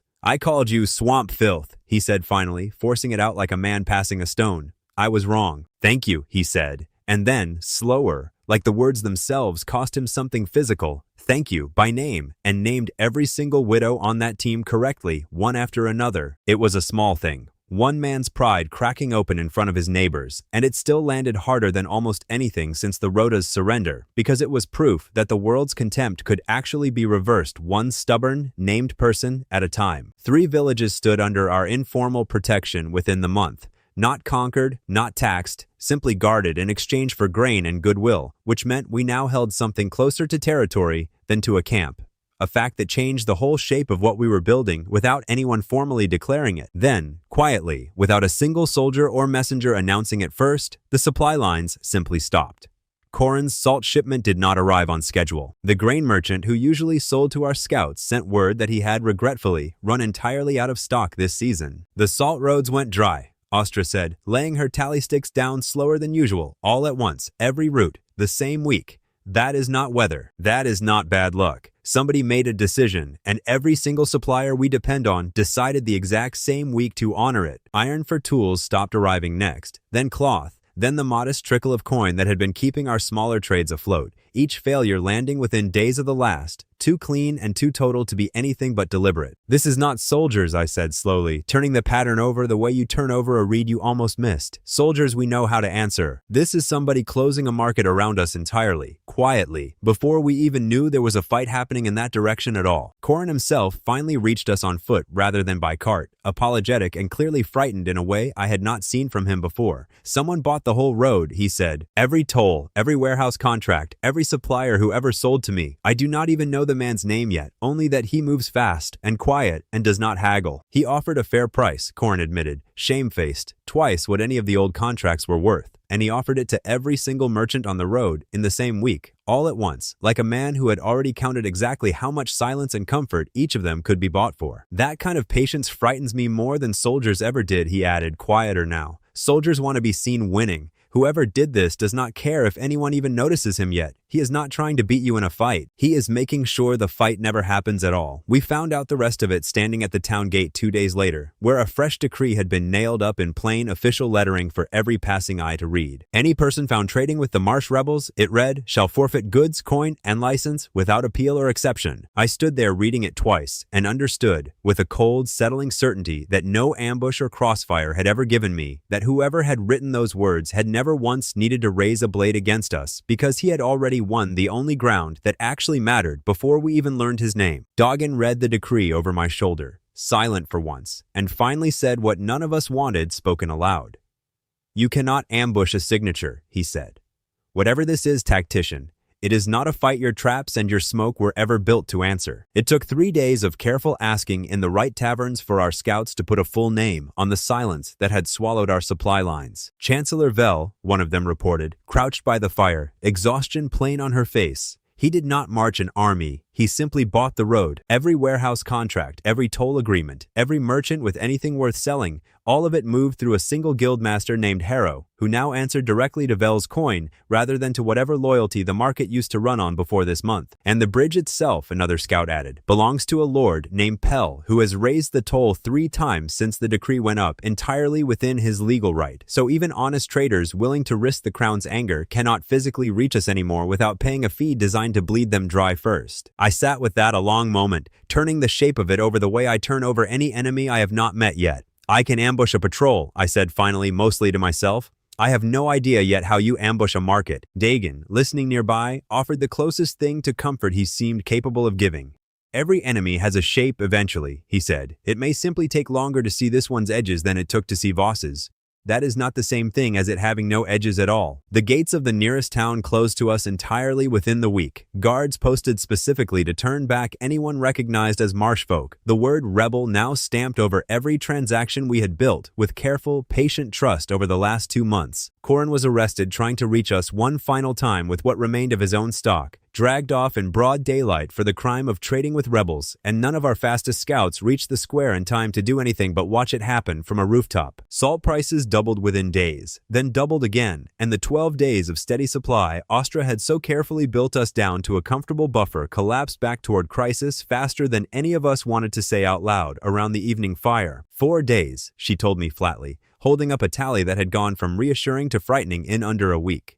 4 days of food at current numbers, and that assumes nobody gets careless, and nobody new walks through that fence hungry before we solve this. 12 days had felt like the first real proof that this camp had a future instead of just a next crisis, and watching that number collapse back toward desperation in a single week landed harder on Austria than I think either of us expected it to. We built 12 days out of nothing but discipline and mud and stubbornness, she said quietly, staring at her own tally sticks like they had betrayed her personally. I did not expect it to be taken from us by a man who has never once set foot in this swamp. It did not take long for anger to start looking for somewhere useful to land. A cluster of the newer arrivals, men who had deserted rather than keep collecting Voss's old dues, started muttering about raiding the merchant caravans still moving goods just beyond Pell's toll road. Hit the wagons, one of them argued, loud enough that half the camp could hear it. Take back in one night what they are starving us out of for a whole season. It is no different than what we did to the Rota. I told him flatly that it was entirely different, and worse. Rob the wagons, and we are bandits, I said. Bandits get hunted by every lord on this road, remembered by no one except as a cautionary tale, and forgotten the moment the crown finds it convenient to forget us. This is playing the enemy's own game, on his own board, and we lose that particular match every single time. Doggin backed me on it, which surprised the room more than my own argument had, given how often the two of us still disagreed about smaller things. A raid buys you 1 good week and 100 enemies for the rest of your life, he said. I have watched better organized men than us make that exact trade and regret it within a season. 20 years training royal recruits, he added, quieter now, and the ones who broke discipline for one satisfying raid were always the same ones I ended up burying before the campaign season even properly started. The deserter who had first argued for it did not look convinced, arms crossed, jaw tight, and I did not try to force the argument shut on authority alone. Give me 3 more days, I told him instead. If I cannot find us another way to eat, we will talk about wagons again. Fair trade, he said finally, though clearly still unhappy about it. We needed a resource nobody could simply buy up and choke off from a distance, and I had no idea yet where that resource was supposed to come from until Sella found me at the fence, wiping her hands on an apron that smelled exactly like the deep mud flats behind camp. You keep looking at this swamp like it is only a place to hide in, she said without preamble, the way she said most things.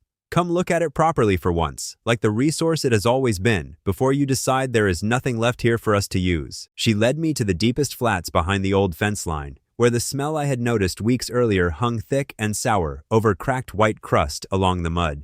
Saltpeter, she said, crouching to scrape a sample into a jar. And potash, further along, where the reeds burn down each autumn. The lords call it filth, she said, standing, dusting her hands off. They burn it away like it offends them personally. I call it a living, and I have called it that since before either of us understood what it could actually be worth to people starving on a schedule somebody else controls. Somewhere in the back of my mind, some old instinct that had spent years finding value in whatever an opponent had already written off registered the full shape of it at once. An enemy sitting on gold and burning it as garbage, I thought, is the kind of misplay that decides whole matches if somebody simply notices in time. We ran the first real test that same evening, curing 2 strips of meat side by side, one packed plain, one packed with Sella's crude saltpeter cure, and left them hanging through 3 full days of warm, damp air that should have ruined both of them equally. The plain strip went the way plain meat always goes in this kind of heat, soft, gray, already turning. The cured strip held clean, dark red, firm to the touch. Exactly the small, unglamorous miracle that real chemistry produces when nobody is watching for miracles at all. A handful of widows gathered to watch the 2 strips side by side, and one of the newer arrivals, the old woman who had walked in with nothing but a cooking pot, actually laughed out loud, delighted the way you laugh at a trick you did not expect to work this cleanly. We used to burn that stinking crust every autumn just to clear the flats, she said, prodding the cured strip with one finger, like she still half expected it to be a trick. My whole life, and nobody once told me it could do this instead. Dagon turned the cured strip over in his hands for a long time before he finally spoke, and when he did, his voice had lost its usual flat drill yard certainty. The Crown's own army marches on rot half the season, he said. Every campaign, more men lost to spoiled rations than to any enemy blade. This keeps. If this keeps, he said slower, like he was testing the size of the idea before committing to it out loud. Then you are not holding a swamp anymore. You are holding something the king's own quartermasters would trade real silver for, and Vel cannot simply buy up mud and reeds the way he bought a road. I turned that over long after the fire had burned low that night, alone at the fence, watching 4 days of food slowly become 3 while I let the shape of an actual answer finally settle into place. Raiding his wagons was never going to win this. Wagons are replaceable. Roads are replaceable. Even Harrow was replaceable to a man like Vel. You do not beat a monopoly by stealing back small pieces of what it already owns, I thought, turning the whole board over in my head, the way I used to turn over a losing match looking for the one red nobody else had made yet. You beat it by making the thing it thinks is worthless valuable enough that the whole board has to notice. I did not know yet exactly how far that idea could grow, whether a handful of cured meat and a jar of foul-smelling crystal could actually stand against a man who had already proven he could starve 120 people without ever drawing a blade. But it was the first real idea I had found all week that was not simply reacting to him. I told Mara and Dagon both the same night, laying it out plainly rather than dressing it up as more certain than it actually was. We cannot win this by hitting his wagons, I said. We can only win it by becoming something his whole monopoly cannot afford to ignore or replace. Mara listened without interrupting, turning a strip of the cured meat over in her hands the way she once turned over a captured spear, testing its weight for herself instead of simply trusting my word for it. If this truly works at scale, she said finally, we are not fighting him for scraps anymore. We are fighting him for the market itself. That is the idea, I told her, and for the first time since the decree went up at the town gate, saying it out loud made the fear in my own chest sit slightly quieter than it had all week. Far from the swamp, in a chamber none of us would see for ourselves for a long while yet, Chancellor Aldrich Vel read the latest report on our dwindling supply with the same unhurried calm he apparently brought to everything, setting it down only once he had finished it completely. "Find their leader," he said to the clerk waiting at his elbow, "and put a price on the name, whatever name he is currently using. Marsh rats organizing into companies is a curiosity. Marsh rats with a leader clever enough to survive a royal rota is a problem that needs a face attached to it before it grows any further." The clerk hesitated before adding the detail he had clearly been saving for last. "There is also the matter of Minister Ashcombe, my lord," he said carefully. "His accounts with your office remain considerably in arrears, and the timing of his son's survival among the very rebels you are now moving against seems, forgive me, difficult to call coincidence." Vel did not look up from the papers still spread across his table. "Minister Ashcombe," he said, almost bored, "owes me considerably more than coin at this point. He will comply with whatever I require of him when the time comes, exactly the way every debtor eventually does." None of us in the swamp heard a single word of that conversation as it happened, but I would learn, much later, that the exact evening Sella showed me a jar of foul-smelling crystal was also the evening a price was quietly placed on my head, and my own father's debts were quietly measured against it. Vel folded the report away without another word, already moving on to the next ledger on his table, the way a man moves on from a decision he considers already settled, rather than one still worth a second thought. He did not raise his voice once during the whole exchange, which was, I would come to understand far too slowly, the exact quality that made him more dangerous than Voss and his rota had ever been on their loudest, angriest day. I sat with the numbers a long time before I finally said the thing out loud that had been sitting cold in my chest for days. "I keep winning rounds," I told Dagan and Mara both, across the same fire where we had once celebrated 60 prisoners. "And I keep losing the match, on economy. Every ambush, every clean tactical win, every humiliated soldier walking home barefoot had bought us reputation and nothing else that actually filled a belly. Vel did not need to win a single fight against us. He only needed to keep winning the one that mattered, which was whether we ate this winter at all. A monopoly does not fall to a good ambush," I said, mostly thinking out loud now. "You cannot flank a warehouse contract. You cannot smoke out a signed decree. Whatever wins this next stage of the war, it will not look anything like what won us the swamp." "So we stopped trying to steal our way past him," I said, and Sella, sitting close enough to have been listening the whole time, finally spoke the sentence none of the rest of us had been brave enough to land first. "We stopped stealing supply," she said simply. "We make it ourselves." It sounded absurdly small the first time she said it. A woman with a satchel of jars proposing to outproduce a chancellor who had bought an entire road, and yet nothing about the last 2 months had gone the way anyone would have called reasonable at the start of it either. Dagan, of all people, was the one who talked the skeptics in camp into taking it seriously. "I have seen armies fed on worse gambles than a swamp full of curing salt," he told them.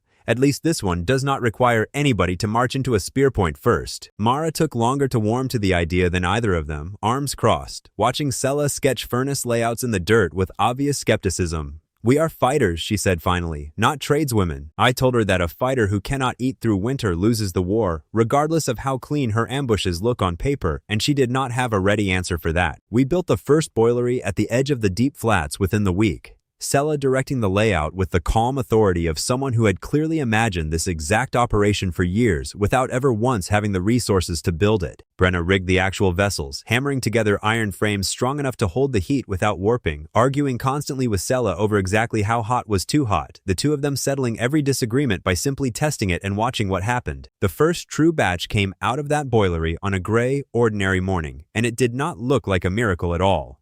It looked like salt-crusted meat and a crude gray block of soap, unglamorous, faintly foul-smelling, entirely real. I watched Sella render the first bar of soap from rendered fat and potash lye with the same patient attention she gave everything, testing the mixture's sting against her own wrist before declaring it finished, and something in that small domestic gesture landed harder than any battlefield victory had. "This is chemistry," I told the widows gathered to watch, "not magic, not a blessing from anywhere. Fire changes fat, ash changes fire's leftovers into lye, lye changes fat into soap. Every single step of it is a process anyone can learn, which is exactly why nobody in a fine hall ever bothered to learn it themselves. Wynne, still officially Brenna's apprentice at the forge, could not stay away from the boilery either, splitting her days between hammer and kettle until Sella finally told her, half exasperated and half fond, to simply pick one trade properly before she burned herself, learning both badly at once. "I will pick both," Wynne said, entirely serious, and nobody in camp had the heart to argue with a girl who had arrived with nothing and was now apprenticing in two separate, honest trades at the same time. One boilery, though, could not feed 120 mouths, and a growing trade both. Sella ran the numbers herself within days, and delivered the same flat verdict Ostra always seemed to deliver about everything. One furnace produces enough for us. It produces nothing extra to sell. We need more furnaces, or we need to choose between eating and trading. We chose more furnaces. 3 additional boilery sites went up along the flats within 2 weeks, each one manned by a team that had learned the process from Sella directly. The bottleneck of scale solved the only honest way any bottleneck ever gets solved, with labor, iron, and time. The first honest market we opened was not in any town controlled by Harrow's ledgers at all. We simply walked our cured ration and cakes of soap directly into the 3 villages already under our protection, and sold both at a fair, plainly stated price nobody had to negotiate down through fear. Villagers who had spent a season paying inflated tolls just to keep meat from rotting bought our ration on sight, and word of soap that did not sting half as badly as the tallow blocks sold in town spread through those 3 villages faster than any decree ever could. Silver came into camp for the first time in this whole strange adventure that was not stripped off a defeated soldier or looted from an abandoned wagon. Astra weighed the first small pouch of it in her palm like she was holding something sacred, which, in a way, she was.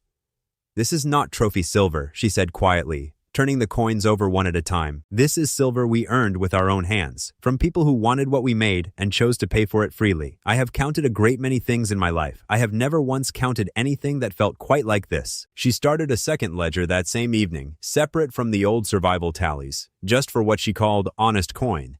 And I noticed she wrote the number down twice, once in the ledger and once smaller, on a scrap she folded away into her robe, alongside whatever else she still kept hidden there. Brenna asked her once, half joking, whether she intended to keep 2 full sets of books forever. Astra did not laugh. "Until the day comes when I no longer need to prove where a single coin came from," she said. "Yes, some habits are not worth breaking simply because the danger has quieted for a season." Harrow noticed within the month, because Harrow noticed everything that touched trade within his territory sooner or later. His response arrived exactly the way Vel's had: quiet, patient, and entirely legal. "Buy out every middleman near the flats," he reportedly told his agents. "Choke the marsh at its source before it grows past containing." Merchants who had once sold us spare barrels, wax, and simple tools suddenly found themselves flush with better offers from Harrow's men, offers generous enough that refusing them made little practical sense for anyone not personally invested in our survival. I answered it the same way I had answered every economic wall so far, by refusing to fight it head-on. Dagon still had old contacts from his years training royal recruits, quartermasters, and garrison cooks who cared far more about rations that did not spoil than about which swamp those rations originated from. "Vel's own army," I said, turning the idea over out loud until it settled into something solid, "will eat our rations and thank us for it without ever knowing whose hands cured the meat in the first place. Selling smoke to the enemy under his own nose. Beautiful, in its own ugly little way." Dagon arranged the first quiet contract within days, cured ration moving through a garrison quartermaster who cared only that it kept through a long march, no questions asked about which swamp women had boiled it, no idea at all that his own chancellor was actively trying to starve the very supplier now feeding his men. The reckoning came at the season fair, where every trader in the region gathered once a year to sell surplus stock before the roads turned to mud. Harrow's booth advertised salt and preserved meat at prices padded for scarcity, the same scarcity his own buyouts had manufactured across the whole district. Our own small stall, plain boards and honest signage, sat 2 rows over, undercutting him on price while outlasting his product on quality, and it did not take the gathered crowd long to start doing the math themselves out loud. "Yours costs triple," one trader said to Harrow's man, holding up a strip from each stall side by side, "and it rots by winter. Theirs keeps through spring. Guess whose cart I'm loading before I go home tonight."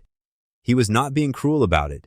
He was simply being honest, in front of enough witnesses that honesty became its own kind of verdict. By mid-afternoon, a line of traders had quietly abandoned Harrow's overpriced booth for hours, coin changing hands in full view of the crowd, and Harrow's own agent stood watching his scarcity racket collapse in real time without a single blade drawn against him. He tried raising his own prices down at first, then lowering them in a panic, and neither move saved him, because a crowd that has already watched one product fail beside a better one does not forgive the failure just because the price changes afterward. By the time he finally packed up his half-empty stall, hours before the fair officially ended, he did it alone, none of his usual hangers on bothering to help him carry the unsold crates back to his cart. Somebody in the crowd, an older woman who had once refused to so much as look at a marsh widow buying bread, bought a cake of our soap, sniffed it, and told her neighbor, loud enough to carry, that it smelled cleaner than anything the manor houses sold for twice the coin. Grubby swamp women, someone else muttered, half admiring now instead of contemptuous, feeding the garrison and cleaning half the district while the guildmaster's own goods rot on his shelves. Somebody ought to tell Harrow he has been outsold by the people he tried to starve. That shift mattered more than any single fair could measure. Women who had been called filth and worse for 6 straight years were now, quietly and undeniably, the ones keeping meat edible and hands clean across a district that had spent years pretending they did not exist at all. Nana told me later that a mother from the very village whose elder had once barred marsh women from his well had asked her, hesitant and almost embarrassed, whether the soap was truly gentle enough for a newborn skin. Nana said yes, and sold her a bar for half price without being asked to. That is the sale that mattered most to me, more than every silver coin in Austra's honest ledger combined, because it meant somebody who had feared us only a season ago now trusted us with something as small and vital as her own child's comfort. It came at a cost, though, one I understood clearly even standing in the middle of that small, satisfying victory.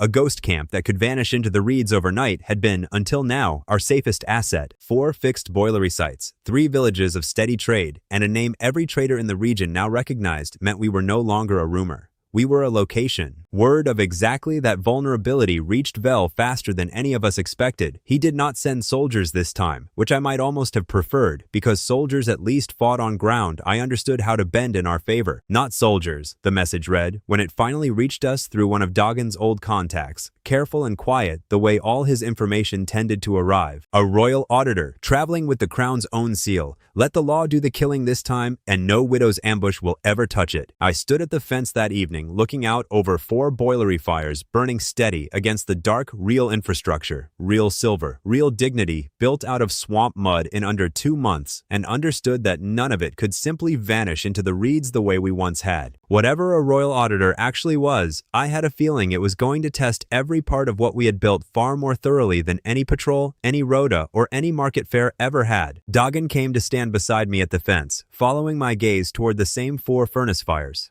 A ledger cannot be smoked out or ambushed in a narrow trail, tactician, he said quietly. Whatever comes wearing that royal seal, it will judge us on paper, in a language none of us were ever taught to fight in. I did not have an answer for him yet, only the same cold, settling certainty I had felt reading the town gate decree weeks earlier. We had built something real out of mud and patience and honest labor. Now we would have to learn, fast, how to defend it with something other than a spear. The auditor arrived on a gray morning with 2 clerks, a small guard escort, and a royal seal that made every widow near the boilery go quiet, in a way no soldier's spear ever had.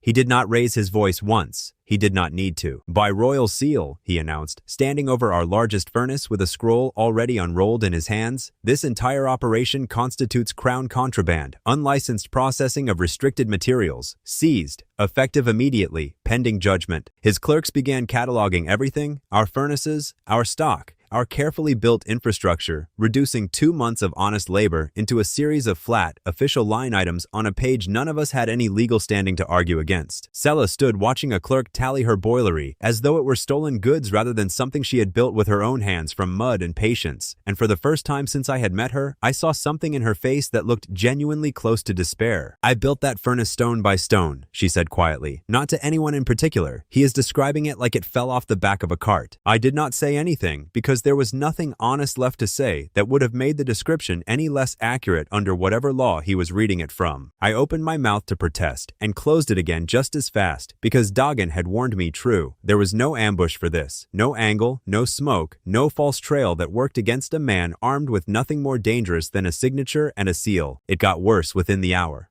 2 guards returned from a search of our supply stores with Astra walking between them, wrists bound, her face carefully, deliberately blank, in the way I had learned meant she was holding something back by force of will alone. Theft of crown iron, one of the guards announced, reading from a second scroll. Records show goods diverted from crown allocation into rebel stores. This woman kept the ledgers. She answers for it personally, before the same auditor who has already seized the rest. They took her before I could even finish crossing the distance between us, and the look she gave me over her shoulder was not fear. It was something closer to an apology, like she already understood something about how this had happened that the rest of us did not yet. I tried to follow, and one of the guards planted a hand flat against my chest, unhurried, almost bored. "Interfere with a crown seizure," he said, "and you join her in chains. I have no orders concerning you yet. Do not give me a reason to request them. I stood there and let them walk her past me, which cost more than any wound I had taken in any ambush so far, because at least a wound lets you fight back while it happens. They knew exactly where to look, Brenna said afterward, standing over an emptied cache that had held 2 weeks of hidden grain, her voice gone flat with something worse than anger. Every hidden store, every fallback point. Someone told them precisely where to search. Nobody wanted to say the next sentence out loud, so I said it instead, because somebody had to. Someone in this camp told them, I said. Someone who ate at our fire and slept behind our lines gave Vel's men a map they never should have had. Dagon was the one who finally broke the silence that followed, and not in the direction any of us expected. It was me, he said. Quiet, standing perfectly still, the drill yard posture gone soft for the first time since I had met him. I gave them the caches. All of them. The camp went past silent into something closer to a held breath. 20 faces turning on a man who had bled beside us at the choke node, who had argued for mercy over raiding, who had warned us about the auditor before the auditor even arrived. You ate at our fire, Mara said, and her voice cracked on the word fire in a way I had never heard from her before, not even the night she told me about her husband's name struck from the stone. You slept behind our lines, you trained our children to hold a line, and you sold us. Vel has my daughter, Dagon said, and something in the flat, controlled way he said it landed harder than any shouted confession could have. 2 years now. He took her the week I refused to keep training royal recruits for a war I no longer believed in. What would you have done? He asked, looking at each of us in turn, not pleading, just asking honestly, like a man who had run the same question through his own head every single night for 2 years and never once found an answer he could live with cleanly. Nobody had a ready answer for that, myself included, and the silence that followed was worse than any shouting would have been, because every single person in that clearing understood, somewhere underneath their fury, exactly how that particular trap worked. One of the newer widows, still young enough to believe the world owed clean answers, shouted that we should hand him to Vel in chains and let his daughter's fate be Vel's problem to answer for, instead of ours. Others shouted agreement, loud enough that for one bad moment the whole camp teetered on the edge of becoming exactly the kind of mob a tribunal makes. I stepped between Dagon and the loudest of them before it could go further. Not to protect a traitor, but because a camp that hangs a man for a choice made under a knife to his own child's throat is a camp that has already let Vel win something worse than any supply line. We are not doing this tonight, I said, loud enough to carry over the noise. Not like this. Whatever he owes us, he pays it working, in the light, where every one of you can watch him earn it back or fail trying. Nobody argued further, though nobody looked satisfied either. It got worse again before any of us could process even that much. One of the auditor's own confiscated ledgers had been left carelessly stacked with our seized stores, and Astra, before her arrest, had apparently marked one page for me specifically, tucked half beneath a loose board. I found it that same night, a bundle of old soft cloth I finally understood I was allowed to open now, papers gone brittle with age and handling, careful handwriting listing names, dates, and positions held on the day her husband and 19 others supposedly deserted. They did not run, the papers read, in Austra's own careful hand, dated 6 years back. I saw it myself. They held the rear line so the wounded could cross the ford. Every one of them died holding that position. I have kept the true muster since the day they struck his name from the stone. I have proof, she had written at the bottom, in ink gone pale with age. I have kept it because someone had to, and because I did not yet know who I could trust with it, and because papers do not all burn, whatever anyone chooses to believe about a widow's word alone. I sat with that a long time, understanding finally what she had been guarding in that soft gray bundle since the very first week I arrived.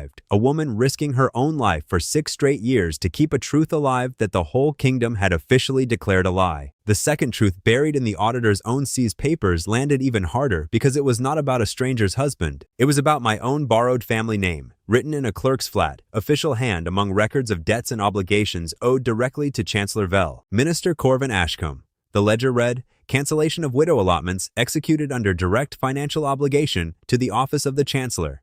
Debt secured against Ashcombe Holdings. Compliance. The margin note read, guaranteed. Your father did not sign that order freely, Dagon said quietly, reading over my shoulder, his own betrayal apparently not disqualifying him from still being useful in this exact moment. Vel had a noose on the whole Ashcombe name, and your father chose his family's ruin over yours, and called it duty to the crown instead. The rage I had been carrying at my own father for 6 years, cold and simple and almost comfortable in its clarity, cracked open into something far messier standing there with that ledger in my hands. He was not simply cruel. He was also caught. The same way Dagon had been caught, just in a cage built of coin and blackmail instead of a stolen child. Mara took the news of both reveals worse than I expected, sitting down hard on an overturned crate, staring at nothing in particular. "Then it is over," she said, flat, exhausted in a way I had never heard from her, not even after Tamsin bled in the mud. "The stone stays empty. It was all for nothing.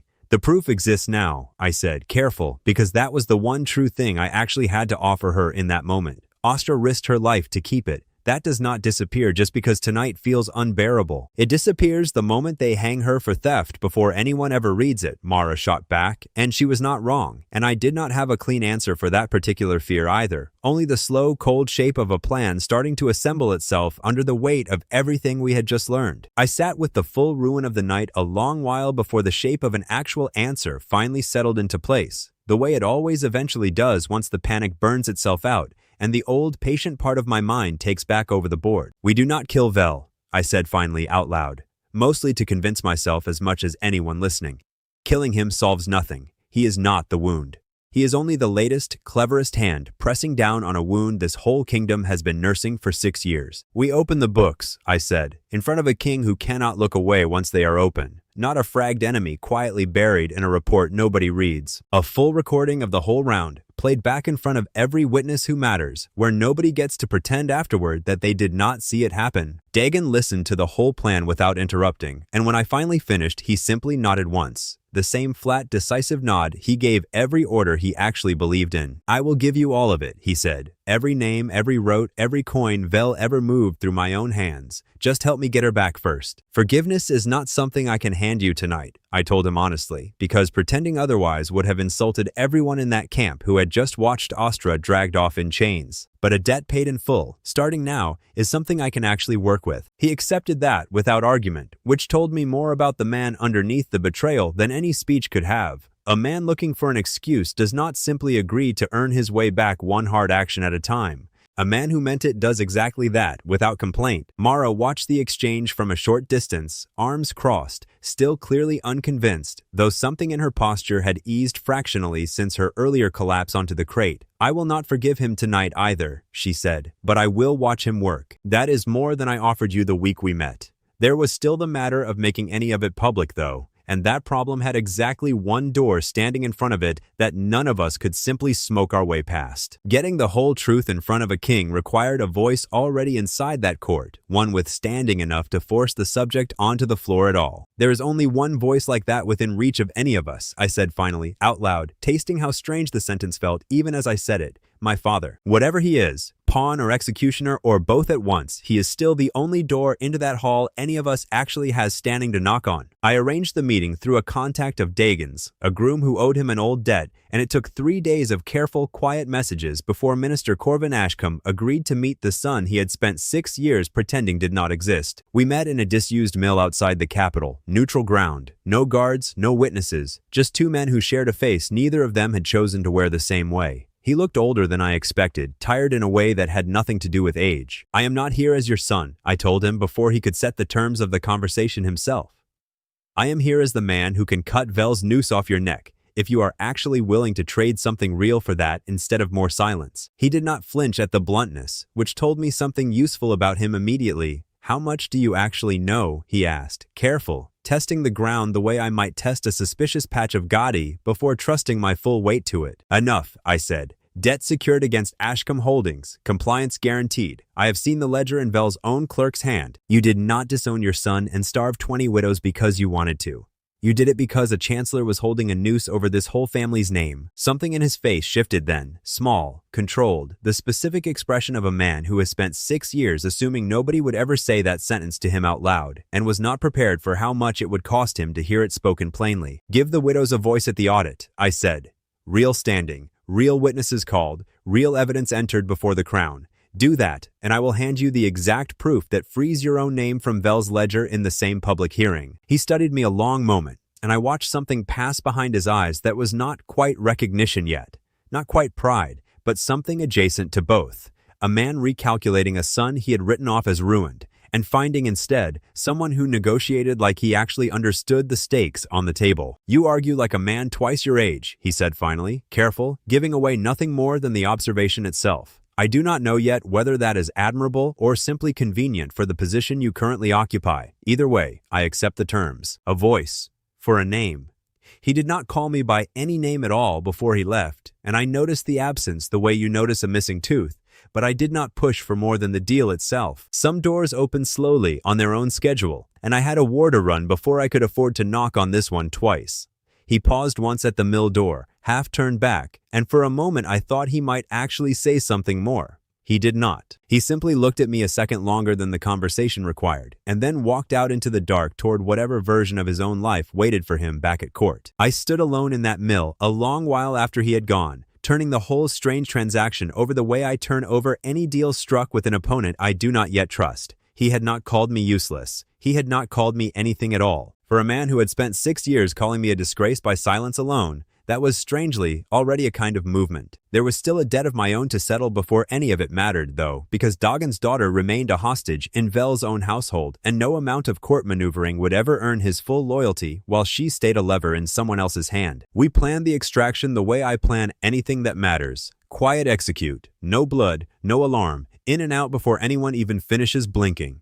Dagon mapped the household's guard rotation from memory. Old habits from his years training the very men now posted there. 3 widows went in disguised as kitchen staff 2 days ahead of the operation, learning the halls, the schedule, the exact hour the girl was walked to the garden under a single board guard who clearly considered the posting beneath his talents. We moved on the 4th night, smoke laid at the kitchen entrance as a diversion, 2 widows drawing the household's attention toward a supposed fire, while Dagon himself, silent as any of us had ever seen him, slipped through the garden gate to reach his daughter directly. She recognized him instantly, which nearly cost us the whole quiet plan right there. A small cry of relief that Dagon smothered gently with one hand over her mouth, whispering something too soft for the rest of us to hear before she nodded, understanding, and went still. She was younger than I expected, maybe 12, thin in the way that told its own quiet story about how carefully she had been fed these last 2 years, kept healthy enough to remain useful leverage and nothing more generous than that. She held her father's sleeve the entire walk back through the garden, not speaking, not crying, just gripping the fabric like a girl who had learned 2 years ago exactly how quickly a familiar hand could be taken away again without warning. We had her out through the garden wall and into the reeds before the household even finished investigating the smoke, clean, bloodless, exactly the kind of victory that never gets sung about because nobody ever knows it happened at all. The jailer responsible for her, a self-satisfied captain of Vel's household guard, discovered his own post compromised only the next morning when he found himself bound to his own chair with rope he did not remember anyone tying, a note pinned neatly to his chest. Tell Vel his lock was open the whole time, the note read in Ostra's careful hand, since she had insisted on writing it herself the moment we returned. Signed, a friend.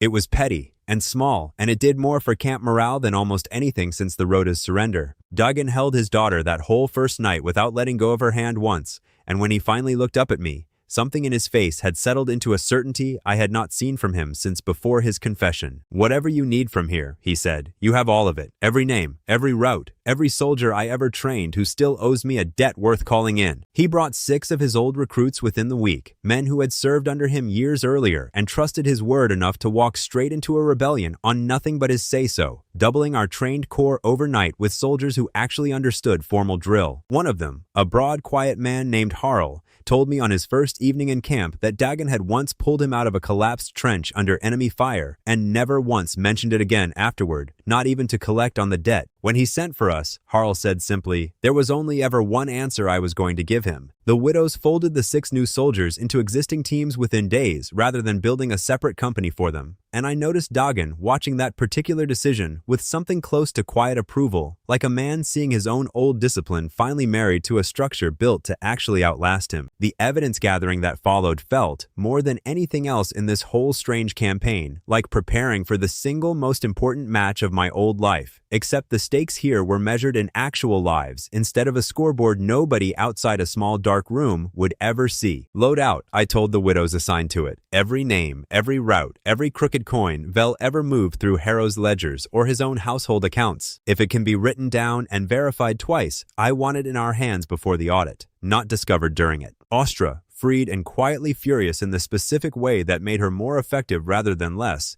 rebuilt the full accounting of the fallen from her own hidden muster roll, cross-referencing names against Vel's confiscated ledgers until the numbers lined up clean enough to survive any challenge a royal clerk could raise against them. 20 names, she said. laying the finished pages out at last. 20 men struck as deserters, 20 widows who lost their iron the same week, and now 20 entries proven, side by side, against the Crown's own paperwork. This is not a story anymore. This is arithmetic nobody honest can argue against. Sella built her own piece of the case in parallel, packing samples of cured ration alongside the actual garrison contracts Dagon's contacts had quietly arranged. Proof laid out plain and undeniable that the very product branded Crown contraband was already feeding the king's own soldiers on the border. We rehearsed the whole audit the way I once rehearsed a match plan against a team we had studied for weeks: who stands where, who speaks when, who holds the physical evidence, and precisely which fallback plan activates the moment anything at all goes sideways in front of the court. Everyone has a call, I told them, walking the group through the sequence for the third time that evening. If it goes wrong, we rotate to the fallback immediately. Nobody freelances in front of a king. One voice out of turn and the whole case can be dismissed as rebel theater instead of evidence. It got its own strange kind of comedy woven through the tension. Widows practicing court manners with visible, barely contained amusement, arguing over how deep a proper bow needed to be. One of them declaring flatly that she would curtsy for evidence but not for a single lord who had once taxed her bread. Dagon, of all people, turned out to be a surprisingly patient instructor in court etiquette, correcting posture and address with the same flat discipline he brought to sword drills, until half the camp was bowing on command with the crisp, faintly absurd precision of soldiers, rather than the awkward shuffle of frightened commoners. Even Brenna, who had sworn loudly that no Lord's Hall would ever see her bend at the waist for anyone, practiced the bow twice in private when she thought nobody was watching, muttering the whole time about how ridiculous it was that honesty required so much choreography to be believed. Underneath all of it sat one piece of the plan I liked least, and Mara was the one who finally said it out loud before I found the nerve to raise it myself. Vel will not walk into a public hearing over rumor alone, she said. He needs a reason bold enough to matter to a man like him. Cage me. Call me the leader. Let that be his reason. I told her no immediately, and she told me just as immediately that my objection did not actually change the arithmetic of the situation. We need proof, not an army, I said, mostly thinking out loud now, turning the whole risk over one more time before I could let myself agree to it. But proof only matters if he actually shows up to see it presented. If I am the bait, she said, quieter now, then I am the one thing he genuinely wants standing in that hall in chains. That draws him further than any letter or rumor ever could. I have buried a husband already. I am not afraid of one more risk taken with my eyes open. I agreed finally, because the arithmetic really did work exactly the way she said it did, and because refusing her the choice would have insulted every single decision she had made since the night she first threatened to strangle me with her bare hands in this exact same swamp. Word of the challenge reached Vel within days, carried by one of Dagon's old contacts still embedded close enough to hear the Chancellor's own response firsthand. He did not refuse it, which none of us had truly expected him to. He simply changed its shape entirely, the way a man rearranges a board when he senses the game shifting against him. At the king's own court then, Vel reportedly said, calm as ever, setting down whatever ledger he had been reviewing at the time. Let us see whose neck the law actually finds, once every eye in the kingdom happens to be watching the same hearing at once. It was not the arena we had planned for, and it raised the stakes higher than any of us had fully accounted for in our rehearsals.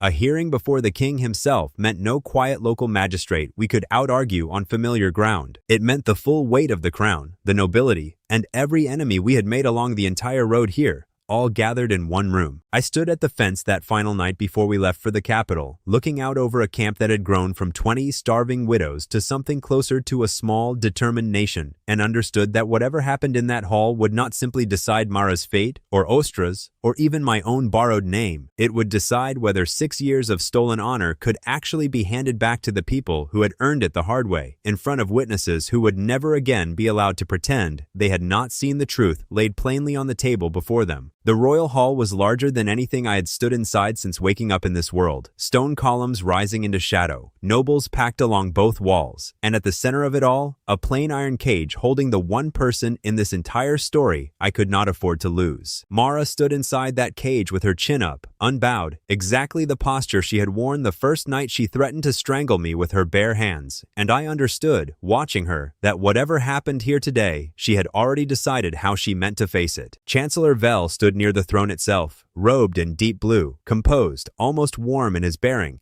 the kind of calm that comes from a man who has already rehearsed every possible outcome of a conversation and is confident none of them end badly for him. "Your Majesty," he said, voice carrying easily across the whole hall without ever needing to rise. "These are marsh bandits dressed up as widows, nothing more. Dressed today in borrowed dignity for an audience they hope will mistake theater for truth." The crowd murmured agreement, low and ugly, and I felt the whole room's mood settle against us before I had even opened my mouth. Exactly the kind of hostile first round I had expected walking in, and exactly the kind of round you do not win by shouting louder than the man who already owns the room's sympathy. King Halvard sat above it all, on a plain, unornamented chair, older than I expected, watching everything with the flat, patient attention of a man who had sat through 1,000 disputes and trusted almost none of them at face value. I searched the gathered nobility for my father before the hearing even opened, and found him standing near the throne itself, dressed in the same formal gray he probably wore to every court function, his face arranged into the careful neutrality of a man determined not to be read by anyone watching. He did not look at me directly, not once, though I caught him glancing toward the cage where Mara stood more than once, and I could not yet tell whether that attention was concern, calculation, or simply a minister doing the arithmetic on a bargain he had only reluctantly agreed to honor. Let them talk, I told myself, standing where Corvin's arrangement had secured us a formal voice at last. Give a liar enough rope, and eventually he ties his own knot in front of everyone watching him do it. Lord Pell was called first, and testified smoothly that the marsh folk had disrupted lawful trade along his bridge for months, driving honest merchants to ruin through banditry and threat. Guildmaster Harrow followed, testifying that our so-called production had flooded the district with unlicensed, dangerous goods. Both men spoke with the practiced ease of witnesses who had rehearsed their lines carefully, glancing occasionally toward Vel for the smallest confirming nod, the kind of small, unconscious tell that told me more about the true chain of command than either of their actual testimonies did. A noblewoman near the front murmured to her neighbor that it was a shame such trouble had ever been allowed to fester this long in the marshes, and her neighbor agreed, loudly enough to carry, and for a moment the whole hall felt like a verdict already quietly decided before a single defense had even been offered. I did not interrupt either of them. I only asked, once Harrow finished, the single question I had been saving since the moment I learned his name. "You have described a marsh shortage driving prices up for months," I said. "Tell the court, then, exactly which routes your own supply orders traveled during those months." Harrow hesitated, just slightly, the specific hesitation of a man who has told a story so many times he forgot someone might eventually ask him to show his work.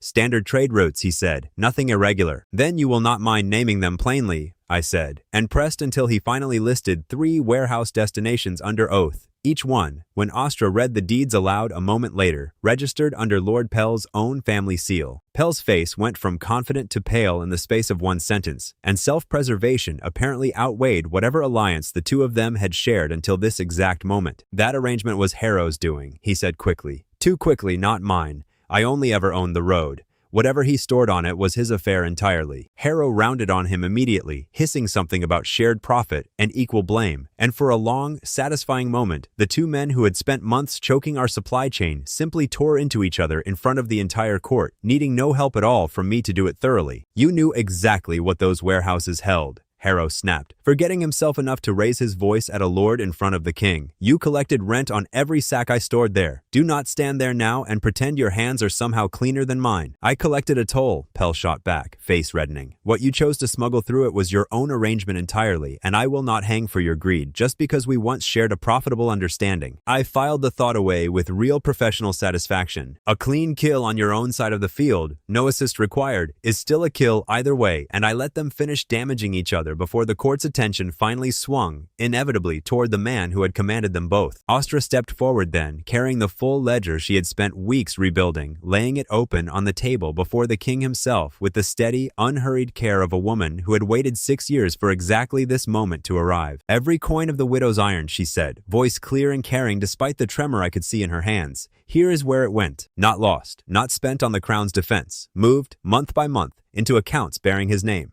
His hand signed every transfer personally." A murmur rolled through the hall, uncertain now instead of hostile, the specific sound of a crowd that has just heard something it cannot immediately dismiss as rebel theater, because numbers, laid out plainly enough, do not care whose theater they are accused of belonging to. A minor lord near the wall asked, loud enough to carry, whether anyone present had actually thought to check where the widow's iron truly went before condemning them for surviving without it, and nobody near him offered a ready answer, which was its own small, telling kind of silence. Dagon stepped forward next, and I watched him do it, knowing exactly what it cost him to stand in that hall and testify against the very network that had once held his daughter's life as leverage over his own conscience. I carried his orders myself, Dagon said, steady, looking directly at Vel rather than away from him. I will name every drop, every courier, every warehouse his coin ever touched. I did it once out of fear for my own child. I am doing this instead now because fear stops being an excuse the moment you are given a chance to fix what it cost. Vel's composed expression held barely, though I noticed for the first time a stillness in him that had not been there at the start of the hearing, the specific stillness of a man recalculating odds that had just shifted somewhere he had not fully priced in advance. A hired hand's word against a chancellor's record means little, Vel said, recovering some of his earlier smoothness, addressing the king directly now rather than Dagon. This man served me for coin. Coin buys many convenient confessions when a rebellion needs one badly enough.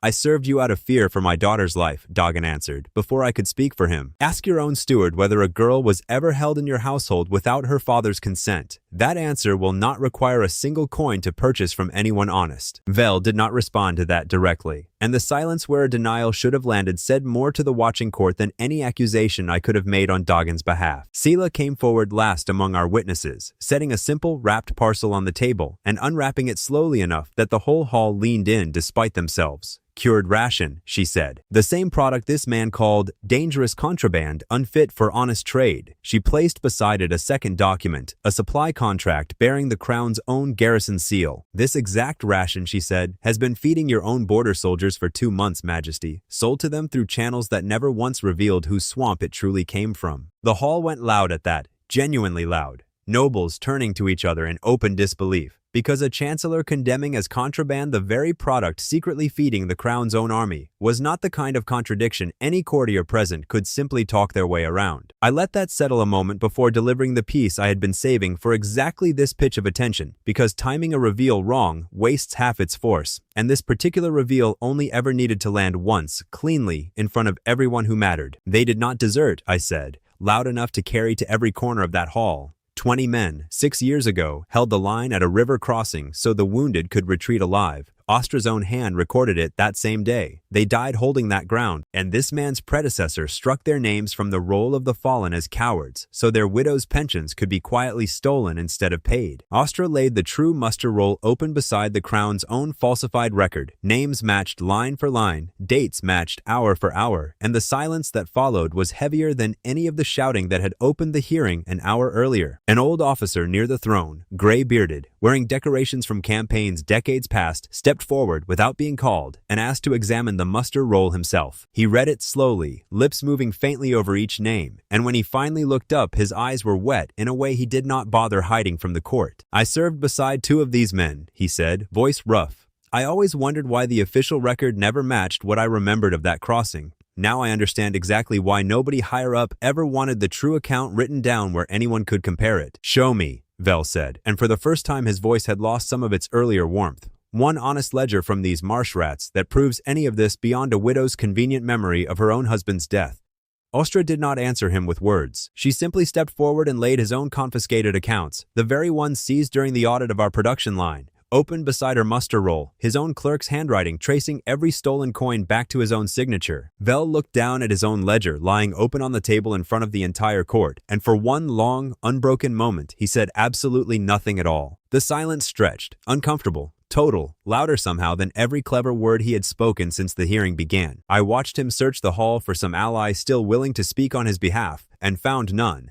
Harrow and Pell both suddenly very interested in their own boots, the noble who had murmured against us earlier now studying the ceiling like it had grown newly fascinating. Even his own clerk, standing near the door with a fresh ledger under one arm, took a small, visible step back from him, the kind of distancing a smart subordinate performs the instant a superior's fortunes turn publicly and permanently. The king finally broke it himself, voice flat and final in a way that ended any question of theater or doubt remaining in that hall. Take the chancellor into custody, he said, pending full review of these accounts, and release the widow from that cage immediately. She was never the criminal standing in this room today. Guards moved to open Mara's cage at once, and the crowd that had murmured against us at the start of the hearing now watched in something closer to stunned silence. The specific silence of people realizing they had nearly cheered for the wrong side of history without ever checking the numbers themselves. It was not yet a complete victory, and I understood that even standing in the middle of it, The king had not restored the names to the stone. He had only agreed to review the crime that erased them, which was justice moving, but not justice finished. I looked toward my father across that crowded hall, half expecting some acknowledgement now that the case had broken so completely in our favor, and found him instead standing very still, watching the whole proceeding with an expression I could not fully read, saying nothing at all. He had kept his half of our bargain, giving us standing to be heard, and that alone had changed everything today. But he did not step forward to claim any part of what had just happened, and he did not, even now, say my name once in front of the court that still did not know it. Mara found me in the crowd once she was freed and gripped my arm hard enough to hurt. Neither of us spoke. The cage stood open behind her, and that said enough. We won this round, I told her finally. Quiet. Watching guards lead Vel away in chains while the court still buzzed with the shock of it. But the crown has not given the names back yet, and my father just stood in that hall and let the whole world hear everything, without once telling it who I actually am to him. Nana found us both a moment later, eyes bright, gripping Mara's free hand like she needed to feel for herself that the cage was truly empty now. I heard every word from the back of the hall, she said. Even from there, even through all that noise, I heard the officer say the name of the crossing. My own father died holding that same line. I did not add anything. Nana and Mara held on to each other a while, right there in the noise of the hall, before the three of us turned to leave together. One battle at a time, she said, echoing something close to what I had once told her outside a burning fire months ago. And for the first time all day I let myself feel something close to hope, even standing in a hall that still had one door left firmly closed in front of us. Vel's whole apparatus came apart faster than I expected once the man himself sat in a cell instead of a chancellor's chair, the way a structure built entirely on one man's patience and coin collapses the moment that single point of pressure is removed from the board. Harrow's remaining creditors descended on his warehouses within the week, stripping him of the last of his trade contracts before the ink on the audit's findings had even fully dried, and I heard secondhand that he had already fled the district rather than face what remained of his own ruined name. Pell fared no better. Stripped of the crown's blessing for his private toll, he found himself suddenly just a lord with a bridge. Nobody was legally required to pay him for crossing, his influence evaporating at roughly the same speed his coin once had. Several of his own household staff quietly sought work with us within the same month, embarrassed but practical, admitting that a lord who could no longer pay his own stable hands was not a household worth staying loyal to out of pride alone. Scouts reported that Pell had taken to riding out to the bridge himself some evenings, standing alone at the rail where his toll gate used to stand, staring at traffic that no longer owed him a single coin to pass. The road itself, the same one Vel had bought out from under us in a single quiet week months earlier, simply reverted to open trade the moment his contracts were voided, and salt prices crashed back down within days. Cheap and ordinary again, exactly the way they should have stayed all along. I told Mara once, half joking, that opening one honest shop had apparently done more damage to a chancellor's empire than any battle we ever fought. And she told me, not joking at all, that this was probably the truest thing I had said since arriving in this world. Widows traded openly now, no decree barring anyone from dealing with us, and the town that had once closed its gates against marsh rebels started sending its own merchants out to our fence line instead, eager for contracts on ration and soap that had already proven themselves at the fair. Austra's ledger swelled with real numbers now, dozens of signed contracts, silver flowing in steady instead of scavenged, and she read the total out one evening, with something close to disbelief still coloring her voice, like a woman who had spent 6 years expecting every good number to eventually be taken back. 43 contracts this month alone, she said, running one finger down the column a second time, as if the number might change if she checked it twice. 6 years ago, I counted debts. Then I counted survival. Now, apparently, I count profit, and I am still not entirely certain I trust the feeling. You will get used to it, I told her, and she gave me a look that suggested she doubted that far more than she doubted the arithmetic itself. There remained one last piece of the old order still standing in our way, and I decided, once the road was fully free, that it deserved a public ending rather than a quiet one. Pell's toll booth still stood at the bridge, empty now, useless. A monument to a theft nobody was collecting anymore. We tore it down in full view of a gathered crowd, boards and beams stripped apart by widows who had once paid that same toll in fear, and I said, loud enough for the assembled onlookers to carry the words home themselves, that the road was never his. It was always theirs. It simply took this long for the law to admit it. The crowd cheered louder for that small demolition than they had for almost anything since the Rhoda's surrender, because tearing down a hated toll booth with your own hands apparently satisfies something a courtroom verdict never quite reaches on its own. 120 people stopped being merely a camp somewhere around that same week, though nobody announced the exact moment it happened. Refugees who had fled ruined homes months earlier started drawing up simple claims to abandoned houses in the nearby villages, backed now by widows with silver and standing instead of nothing at all. Two of the evicted sisters who had joined us back in the growth surge finally moved into a proper house again, small and plain, but theirs, and I watched one of them stand in the empty doorway a long moment before she could bring herself to actually step inside it. "We do not have to share a single room with 9 strangers anymore," the older sister said, quiet, running her hand along a doorframe that belonged to nobody but them now.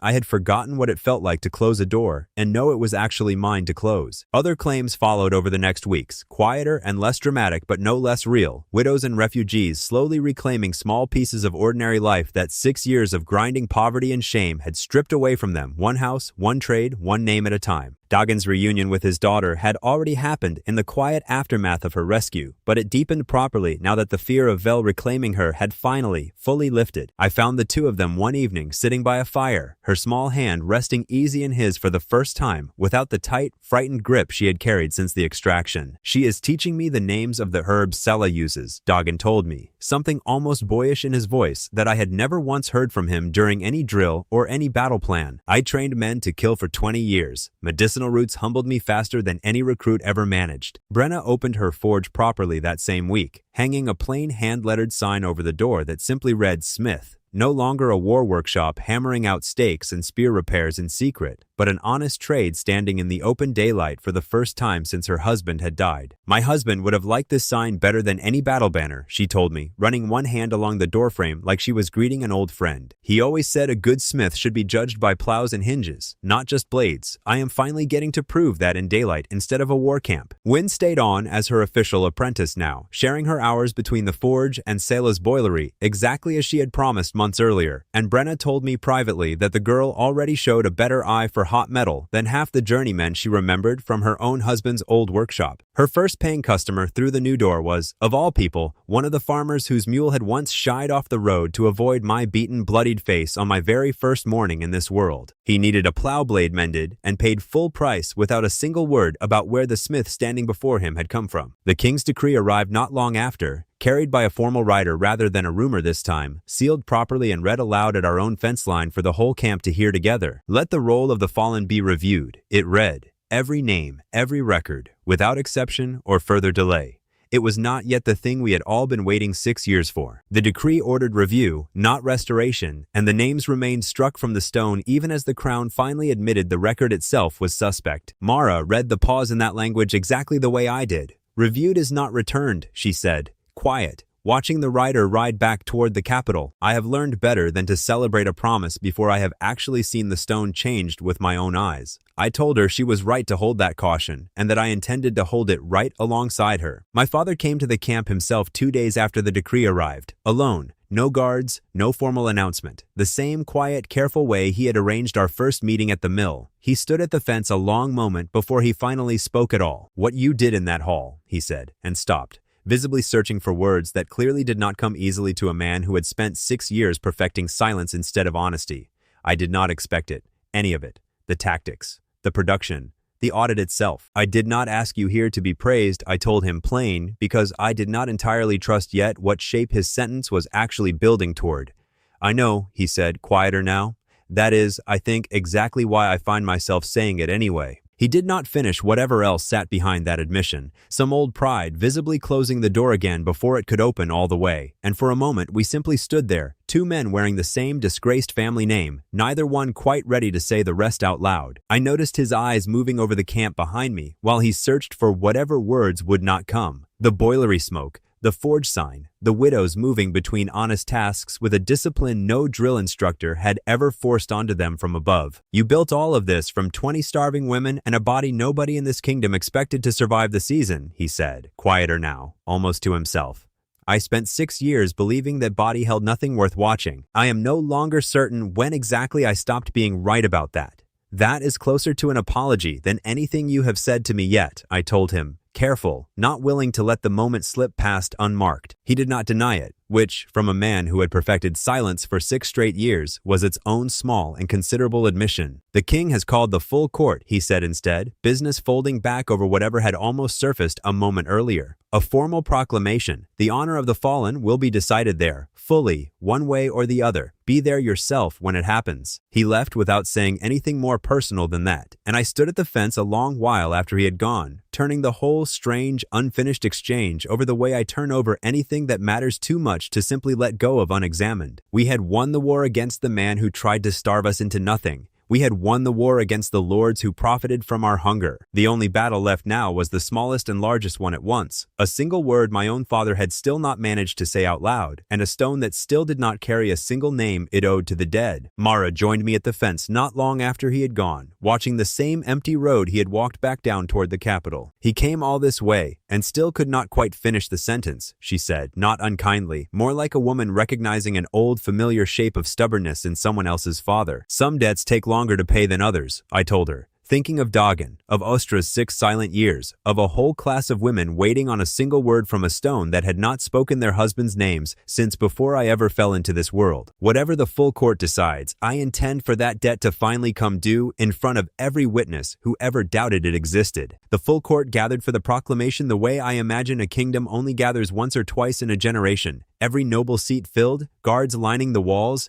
the weight of the whole realm's attention pressed into a single stone hall. Voss stood somewhere near the back, quiet now, stripped of most of his old authority since the Rhoda's disaster, watching with an expression that had long since stopped pretending to be contempt. Vel was not present at all, already answering for his crimes in a cell, far from any throne. Harrow and Pell had sent no representative, having nothing left worth sending. Only the king and my father remained standing at the true center of what this day would decide. The last 2 figures on a ladder of enemies and obstacles that had started 6 years ago with a stolen name and a lie carved into stone. Dagen stood near the widows rather than among the crowned soldiers he had once trained, his daughter's small hand held firmly in his own, and I noticed several old recruits nod to him quietly across the hall, the kind of nod that carries respect rather than suspicion now. I looked for Sela's satchel of jars among the gathered witnesses and found it resting at her feet, a small, unglamorous reminder that everything this day celebrated had started with fire, patience, and a swamp everyone else had written off as worthless filth. The widows entered together, not as prisoners or petitioners,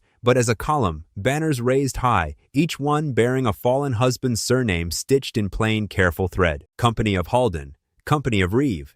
Names that had once only existed as a whispered shame now moved through a royal hall in open daylight. I stood near the front of that column, not ahead of it, because whatever this day decided about my own name, it belonged first to the 20 widows who had carried this fight on their backs since long before I ever fell out of the sky into their swamp. The king rose from his seat, and the whole hall settled into silence around him. "Let it be cut in stone," he said, voice carrying to every corner of that vast room. "They did not desert. They held the line so others could live. Let their names be returned to the roll of the fallen this day, before every witness gathered here." A royal stonemason had been brought in for exactly this purpose, tools already laid out beside the great stone roll itself, and one by one, as each name was called, the mason set chisel to stone and carved the truth back into a record that had lied about it for 6 long years. Mara stepped forward when her husband's name was called, and the whole hall, without anyone ordering it, seemed to hold its breath along with her. She crossed to the freshly cut stone and pressed 2 fingers against the letters still pale with fresh dust, tracing each one slowly. "There you are," she whispered,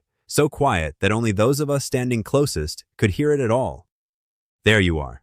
She said it twice, like a woman greeting someone she had not seen in years, which, in the truest sense that mattered, she had not. I watched her shoulders shake once, just once, and then go still again, because Mara had buried this grief the hard way for 6 years and was not about to let an entire royal court watch her fall apart now that the burying had finally, properly ended. She stood there a long moment after the mason had moved on to the next name, one hand still resting flat against the stone, and I understood, watching her, that some griefs do not close so much as they finally get permission to breathe out loud for the first time. When she finally stepped back to rejoin the column, she caught my eye once and did not need to say anything at all. Some debts, once paid, only need to be witnessed, not explained. Ostra came forward next and read her own husband's restored name aloud herself rather than simply touching it, voice clear and unwavering despite everything it had cost her to reach this exact moment. "He kept the muster true," she said. "I only ever kept his memory the same way." Brenna read her husband's name after that, running one calloused hand over the letters the same way she once tested a blade's true edge, satisfied, finally, that something in this world had been forged correctly at last. Sella read hers quietly, tears she did not bother hiding cutting clean tracks through the dust on her face. Tamsin, still favoring the leg that had never fully forgiven the mistake I made in her name back in the second week of this whole impossible campaign, read her father's name last among the widows gathered close, her voice cracking only once, on the final syllable.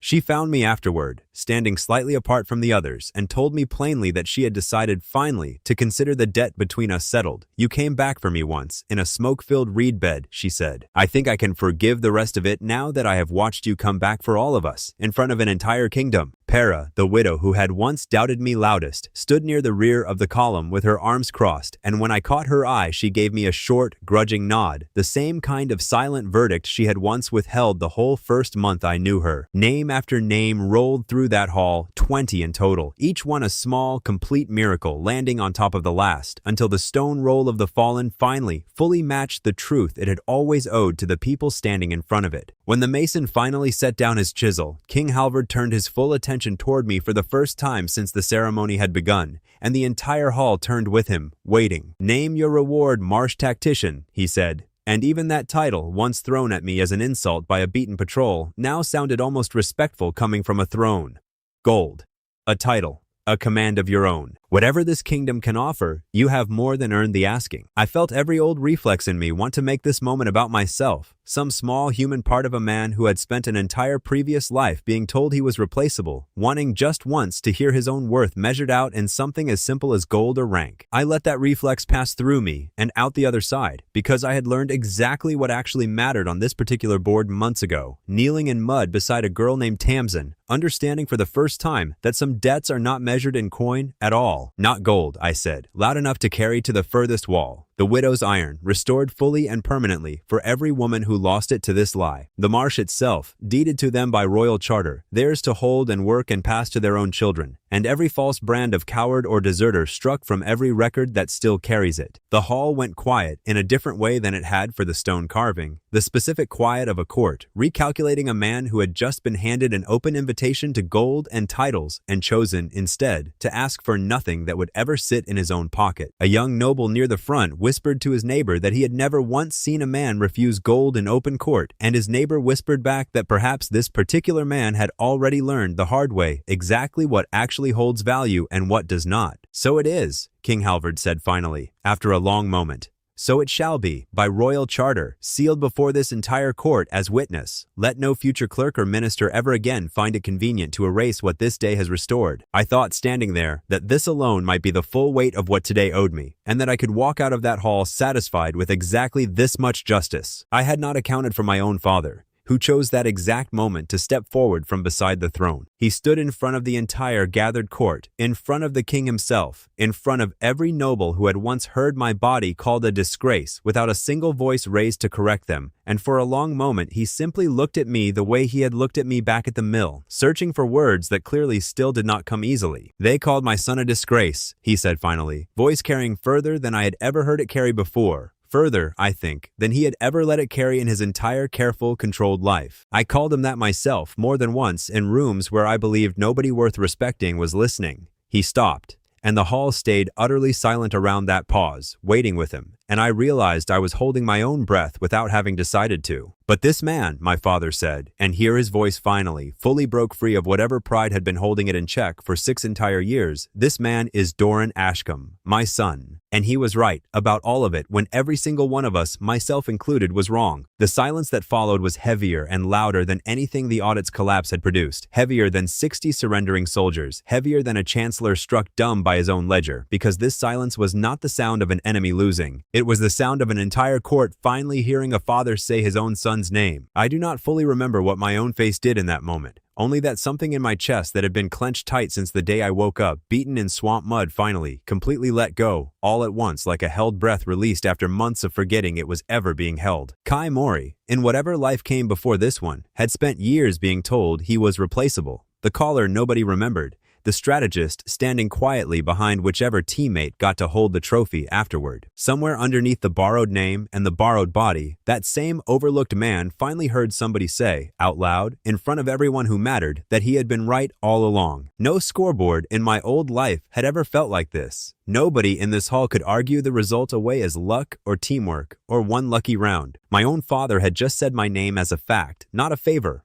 No replay would ever be needed to confirm it. No judges panel required to argue over the footage afterward. An entire royal court had heard it once, plainly, and would carry the memory of that single sentence far longer than any of them would remember whatever petty business had brought them to this hall in the first place. King Halvard let the silence sit exactly as long as it deserved before he finally spoke again, quieter now, almost gentle. So it is, he said. So it shall be. A name restored alongside 20 others on the very same day. I do not believe this court will soon forget which day that was. I looked out across that hall and found Voss near the back, the same man who had once dragged me before Mara as ransom bait, who had once called us marsh rats and worse, standing with his head bowed slightly, not from fear this time, but from something that looked unmistakably like respect finally paid in full. The same lords who had murmured against marsh filth at the start of the audit now watched me with expressions I had not earned from anyone in this kingdom before today, and I understood, standing there, that the boy who once got mud thrown at him by an 8-year-old on a public road had finally, fully closed that particular loop. I thought briefly of the tavern that had once mocked me on my very first day in this world, the woman who raised a cup to toast the minister's finest work, the man who spat near my boots without even bothering to aim properly. None of them stood in this hall today, but the story of what happened here would reach that same tavern within a week, the way every story eventually did, and I found I did not need to watch their faces to feel the debt settling anyway. Mara found her way to my side once the formal proceedings finally began breaking apart into smaller conversations across the hall, and she looked at me with the same flat, assessing expression she had worn the very first night we met, the one that had once come paired with a threat about my own father. So, she said, arms crossed, something almost dangerously close to a smile pulling at one corner of her mouth.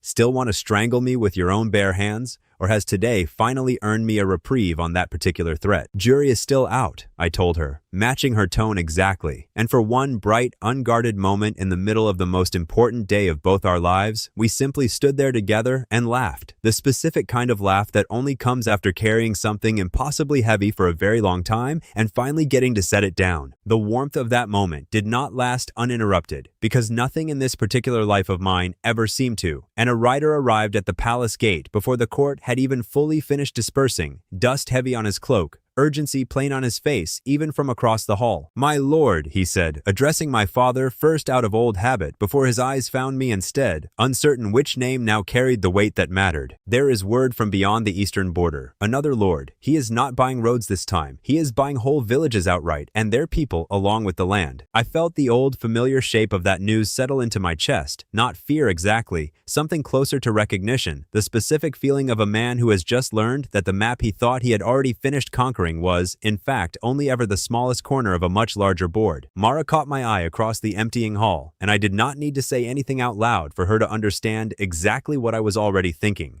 Whatever peace this day had bought us, it was never going to be the last threat either of us would ever face together. The swamp behind us held a stone roll of the fallen that finally told the truth. 120 people who had built a home out of mud and stubbornness, and a name, finally, properly spoken by the one voice that had withheld it longest. Beyond the border, the map kept going, wider than any of us had yet bothered to imagine, waiting for whatever came next. Doggin came to stand at my other side as the hall slowly emptied around us, his daughter's hand still held firmly in his own. "Whatever waits past that border, tactician," he said quietly, "I imagine you will want eyes on the ground again before anyone commits to anything. Old habits," he added, almost smiling now, "die harder than reputations do." I looked back once more at the stone roll before we finally left that hall, 20 names catching the last of the afternoon light, and understood that whatever came next, wherever that new lord's greed eventually led us, this particular ground had finally, fully been won. The blade had been the smallest part of it. The swamp, the ledger, and the name had done the heavier work. 20 starving widows once stood ankle-deep in a swamp puddle, guarding a battered stranger who could not even hold a spear properly. That was the whole of it. Back at the very start, a camp with no walls and a single stubborn woman deciding whether to ransom me or drown me. A season later, that same ground held workshops with real roofs, a trade road nobody paid a stolen toll to cross,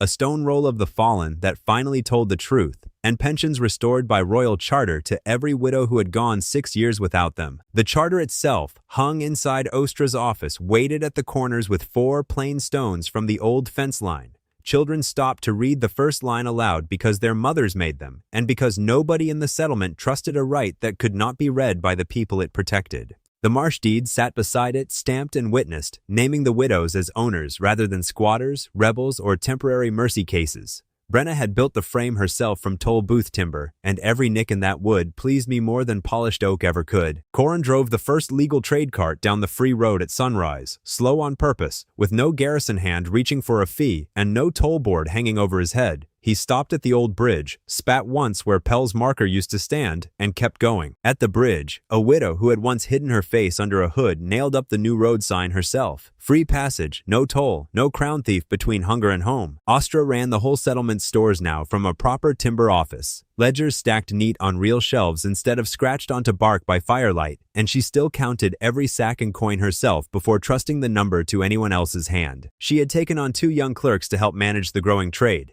both former refugees who had arrived with nothing but hunger and a willingness to learn numbers, and she trained them the exact same way she had once trained herself, out of necessity, then out of pride, then finally out of something close to joy. I asked her once whether she still kept the old soft gray bundle that had once held her hidden muster roll, and she told me she had finally had it properly bound and shelved among the settlement's official records, no longer something to hide, but something to reference openly whenever anyone doubted the truth of what this place had cost. Nana had turned the old medical tent into an actual clinic, walls raised, shelves lined with Cella's tinctures, and she told me proudly that she had not lost a single patient to fever since the building went up, a record she intended to keep for as long as her own 2 hands still worked. Tamsin worked beside her most mornings now. The old leg wound settled into a permanent, manageable limp that no longer slowed her down nearly as much as it once had, teaching new arrivals the same basic care Nana had once given her in a tent that smelled of blood and fear rather than clean linen. I asked Tamsin once whether she still thought about that first bad call I made in her name, and she told me plainly that she thought about it constantly and that thinking about it was exactly what kept her sharp enough to teach the next widow how to avoid the same mistake in the field. Brenna's forge ran from dawn past dusk most days now, 3 apprentices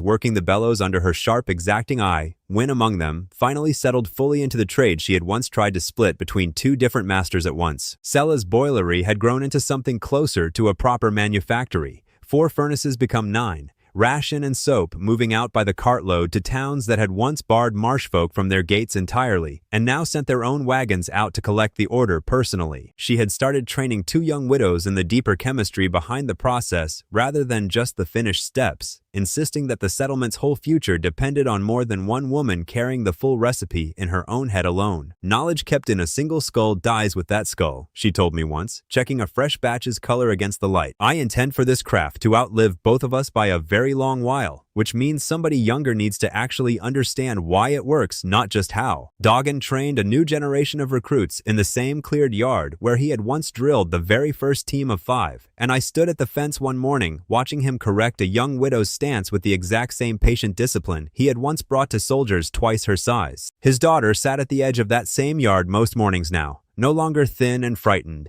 sketching the drill formations into a notebook of her own with the serious concentration of a girl who had decided, somewhere along the way, that she wanted to understand her father's whole world properly, rather than simply survive being caught in it. Harl had stayed on as well, teaching alongside Doggin now, rather than simply following his old orders, and the 2 of them argued good-naturedly most evenings over whose training method actually produced steadier hands under real pressure, an argument neither of them seemed to actually want settled. An army built entirely from people the world had already written off had somehow become a school instead, teaching the next batch of overlooked, underestimated people that being counted out by everyone else was never the same thing as actually being finished. I walked the whole settlement myself one quiet morning, the way I used to walk a battlefield afterward, totaling up the cost, except this time, every number climbing in my head was a gift instead of a casualty report. A free road, a working market, 9 furnaces, a forge with 3 apprentices, homes with real doors that closed and stayed closed for the people who lived behind them. None of it had been handed to anyone. Every plank, every contract, every stone letter cut back into that roll had been earned the hard way, through failure and adaptation, and a doctrine that started with one wounded girl in a smoke-filled reed bed and never once stopped costing something real. Para Mara ran the settlement's watch now, the same signal cords and bells we had once strung through reeds, now strung properly along a real perimeter fence, and she still tested every single line herself twice before trusting it to hold through a full night's watch. She stopped me once at the gate, arms crossed in the old familiar way, and told me flatly that she had been wrong about me the first month I arrived, and that she did not intend to repeat the mistake of doubting anyone new who walked through that gate looking half as unlikely as I once had. They had prepared for swords, I thought, standing at the edge of the market while widows haggled prices with merchants who once would not have looked at them directly. The actual weapon that broke the whole system was smaller than that, and far harder to counter. It was a name, spoken honestly, in front of people who could no longer pretend not to have heard it. The swamp tactician had become a name strangers used when they wanted a contract kept honest or a road watch properly.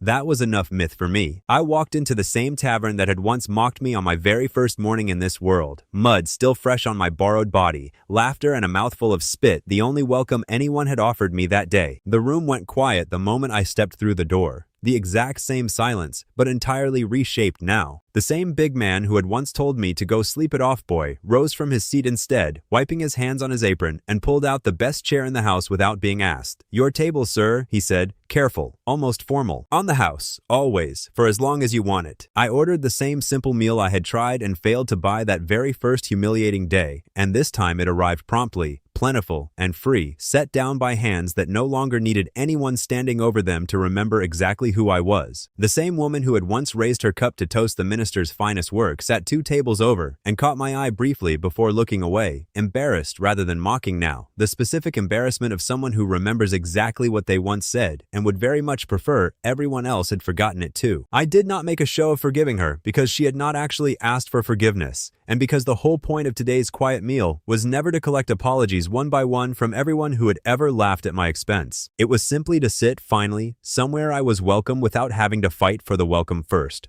My father visited the settlement once more that same season, quieter this time, without the careful formality of our first meeting at the mill. He walked the market himself, unescorted, and stopped at Brenna's forge long enough to admire a set of hinges she had made, paying full price without once mentioning whose land he was standing on. He found me near the fence afterward, and this time he did not need to search as long for his words. "I am proud of you, Doran," he said plainly, like a man who had finally decided that some sentences were worth saying even after 6 years of practicing their opposite. "It will likely take me a while yet to say it as easily as I just did. I intend to keep practicing." Back at camp that evening, the found family I had built out of grief and stubbornness and shared hunger was doing exactly what found families do best, arguing loudly over absolutely nothing that mattered. Brenna and Nana were mid-disagreement over whether a new roof beam had been cut too short, both entirely certain, neither one remotely willing to yield the point. Mara found me watching the argument with poorly hidden amusement, and settled in beside me at the fence with the same flat, appraising look she had worn the very first night we met, the one that had once arrived paired with a very specific threat. "So," she said, "still want to strangle me with your own bare hands?" "Jury is still out," I told her, and she laughed, short and real, the kind of laugh that had become steadily easier to earn from her with every season that passed since that first threat outside a burning fire. "In my old life, I thought home was something you earned after enough wins. Here, it looked more like Brenna and Nana arguing over a roof beam while Mara sat beside me at the fence and pretended not to enjoy it. Kai Mori had chased that feeling across an entire career, always one clutch away from being seen as more than replaceable. Doran Ashcombe found it in a borrowed body, in a swamp that had once tried very hard to kill him. I looked out past the settlement's edge that same evening, past the free road and the 9 furnace fires and the stone roll finally telling the truth, toward the dark line of hills marking a border none of us had ever bothered crossing yet. Somewhere beyond that border, a writer had told us, another lord was already doing to whole villages what Vel had once tried doing to a single stubborn swamp, buying up people and land both, patient and quiet, the exact same shape of enemy, wearing a different coat of arms. "New map," I said, mostly to myself, though Mara was close enough to hear it anyway. "New round." She raised an eyebrow at the strange old phrase, the way she always did when my other life leaked through into this one, and did not ask me to explain it this time. I smiled anyway, standing there at the edge of everything we had built out of mud, patience, and a return name, already counting the first few moves of whatever came next. What makes this story hit is that Doran does not win by begging the world to respect him.